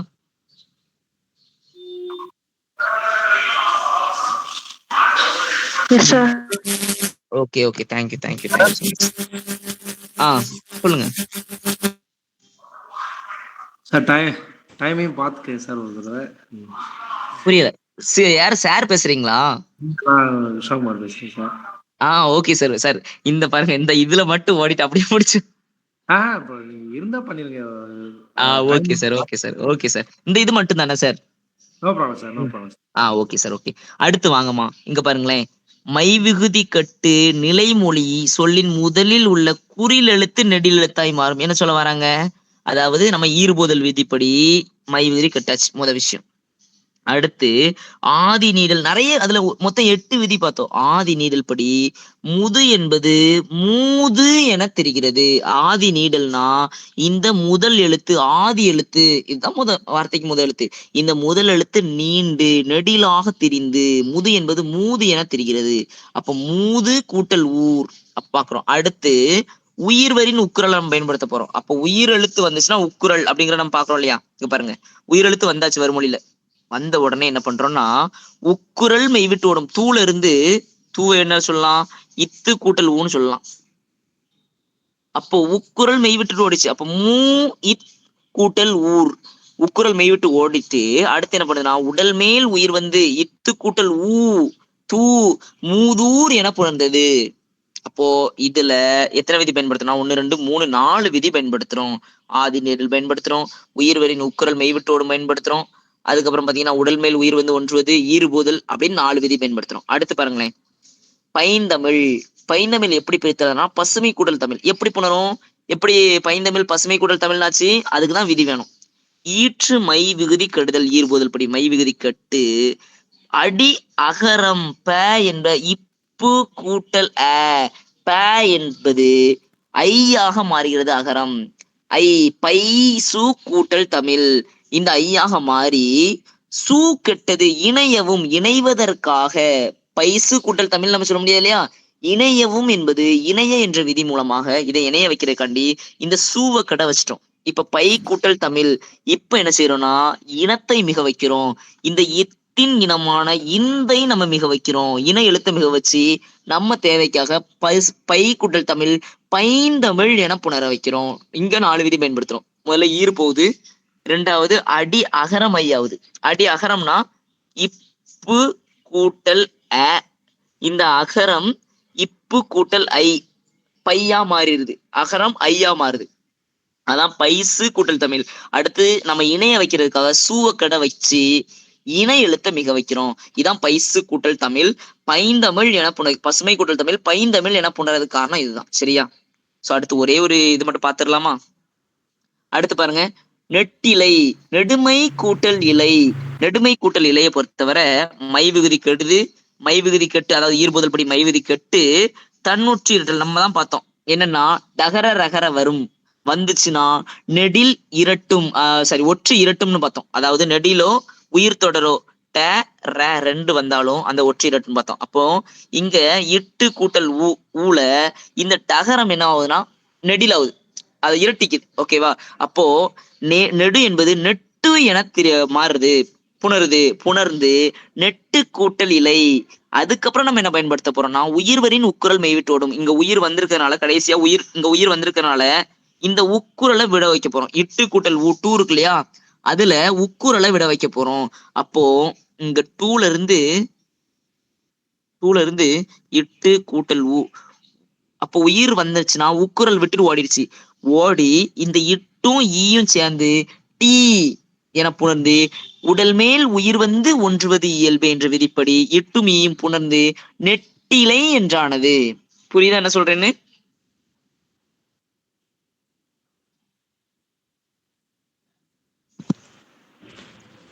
புரியுதுங்கய்யா. Okay fine. சரி, இது போதும். நம்ம அடுத்த கிளாஸ்ல மீதியை பார்க்கலாம். இந்த 6வது இதுல இருந்து நம்ம அடுத்த கிளாஸ்ல பார்க்கலாம். சரியா? ஸோ இதை நம்ம அடுத்து பார்த்துருவோம். சரி, இது வரைக்கும் புணர்ச்சி தெரியல அப்படின்னா இன்னைக்கு போயிட்டு ஒரே ஒரு முறை சால்வ் பண்ணி பாருங்க. நான் இதை வந்து நான் உங்களுக்கு போட்டு விடுறேன் குரூப்ல. பிரித்தெழுதுகைக்கு ரொம்ப ரொம்ப அவசியம் புணர்ச்சி தெரியலாம், ஒண்ணும் பண்ண முடியாது. இன்னும் நிறைய எடுத்துக்காட்டுகளோட நான் கொண்டு வரேன். சரியா? அடுத்த கிளாஸ்ல நிறைய எடுத்துக்காட்டுகள் கொண்டு வரேன். எல்லாருக்கும் ஓகேவா? புரிஞ்சுதானே என்ன சொல்லி தந்தேன்னு?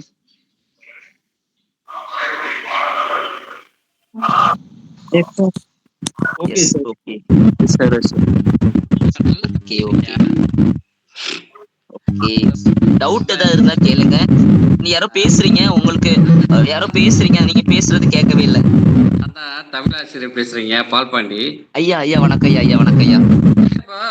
நல்லா புரியுது, ஒன்றும் பிரச்சனை இல்லை. ஆனா இப்போ நம்ம சொல்லிட்டு இருந்தா மற்றவங்க வந்து தமிழாசிரியருக்கு எல்லாம் தெரியுன்ற மாதிரி யோசிப்பாங்க. அதுக்காகத்தான் நம்ம பேசாம உட்காந்துக்கிட்டே இருக்கோம். கண்டிப்பா மற்ற சப்ஜெக்ட்ல உள்ளவங்க கொஞ்சம் இனி கொஞ்சம் நல்லா இருக்குன்றதுக்காகத்தான் நம்ம அமைதியா இருக்கோம். கண்டிப்பா ஐயா. இல்லையா நன்றி. ஆமா ஐயா சொன்ன மாதிரி கட்டாயமா சந்தேகம் வரும். சந்தேகம் வந்துச்சுன்னா நீங்க தாராளமா கேட்கலாம். ஓகேவா? நீங்க சந்தேகம் வந்துன்னா அது எப்பனாலும் நீங்க தாராளமா கேட்கலாம். இதுல யாரு அப்படின்லாம் யாரும் நோட் பண்றதுக்குலாம் இல்ல. டவுட் இருந்துச்சுன்னா உடனே கேட்டு ரெக்டிஃபை பண்ணிக்கணும். Okay, Krishnakumar sir. சார் சொல்லுங்க சார். மகேஷ் சார் சொல்லுங்க சார். டவுட் இருந்தா கேட்க சொல்லுங்க, அதர்வைஸ் நம்ம முடிச்சுக்கலாம். இன்னைக்கு எவ்வளவு பேர் வந்தாங்க பார்ட்டிசிபேஷன்? நான் இப்பதான் பாக்கேன் உள்ள வந்து எவ்வளவு பேர் வந்தாங்க இன்னைக்கு? ஒரு 60 பேர் மேல வந்தாங்க. ஓ, அப்ப சார் நான் முடிக்க போறேன்னு சொன்னோன்னு எல்லாம் போயிட்டாங்களா? இப்பதான் கொஞ்சம் கொஞ்சமா. அது சரி. எல்லாம் நிறைய வேலைகள்ல இருக்காங்க போல இருக்கு. ஆமா, உண்மை. ஏன்னா எல்லாருமே பெரியவங்க என்ன சார்? கரெக்ட் தான். அதுவே ஏன்னா நிறைய பழு இருக்கும். அதான் பாருங்களேன், டக்குன்னு எல்லாம் போயிட்டாங்க. சரி, சந்தேகம் இருந்தா எப்பனாலும் குரூப்ல கூட போட்டதை எனக்கு ஷேர் பண்ணுங்க சார். சந்தேகத்தை நான் ரெக்டிஃபை பண்ணிடுறேன். சரிங்க சார். ஓகே. டவுட் இருந்தா கேளுங்க. பரீட்சைக்கான டைம் வந்து ரொம்ப பக்கத்துல வந்துருச்சு. 27ஆம் தேதி எக்ஸாம். ஏதாவது லீவ் எல்லாம் இருந்தா கூட கொஞ்சம் போட்டுட்டு கொஞ்சம் ஒர்க் பண்ணாங்கன்னா வின் பண்றது ஈஸி. கண்டிப்பா சார். இன்னொரு விஷயம் சார், நான் சொல்லட்டுமா? என்னன்னா தமிழ்ல இவங்களுக்கு இப்ப இந்த இடத்த எடுத்திருந்தா நல்லா இருக்கும், இந்த இடத்த நீங்க எடுக்கல அப்படின்னு ஏதாவது இருக்குன்னா கூட சொல்லுங்க சார். நான் கட்டாயமா அந்த பகுதியை எடுத்து கொடுத்துடுறேன். சரிங்க சார். குரூப்ல போட சொல்லுவோம். நம்ம அந்த மாதிரி பண்ணிடலாம் சார். கண்டிப்பா சார். உங்களுடைய பணிதான் ரொம்ப சிறப்பான பணி சார்.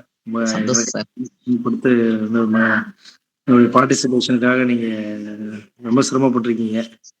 சாப்பிடலாம் இல்ல சார். இந்த தமிழாலதான் நான் தமிழை தேர்வு செஞ்சேன்னு நினைக்கிறேன் சார். எனக்கு அது இன்னும் சந்தோஷம். இப்போ விட்டு போன தமிழை திரும்ப தட்டி கொண்டு வந்தேன்.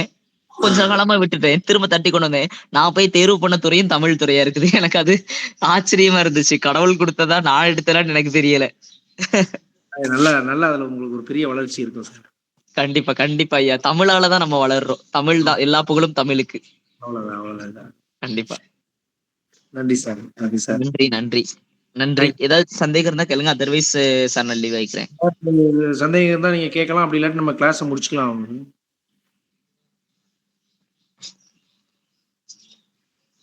சரி ஐயா, லீவ் ஆகிக்கட்டுமா? சரிங்க சார். தேங்க்யூ. சரி ஐயா, நன்றி ஐயா. பால்பாண்டி ஐயா நன்றி ஐயா. கிருஷ்ணகுமார் சார் நன்றி. சிவன் சார் வந்திருந்தீங்கன்னா உங்களுக்கு நன்றி. லீவ் ஆகிக்கிறேன். எல்லாருக்கும் நன்றி.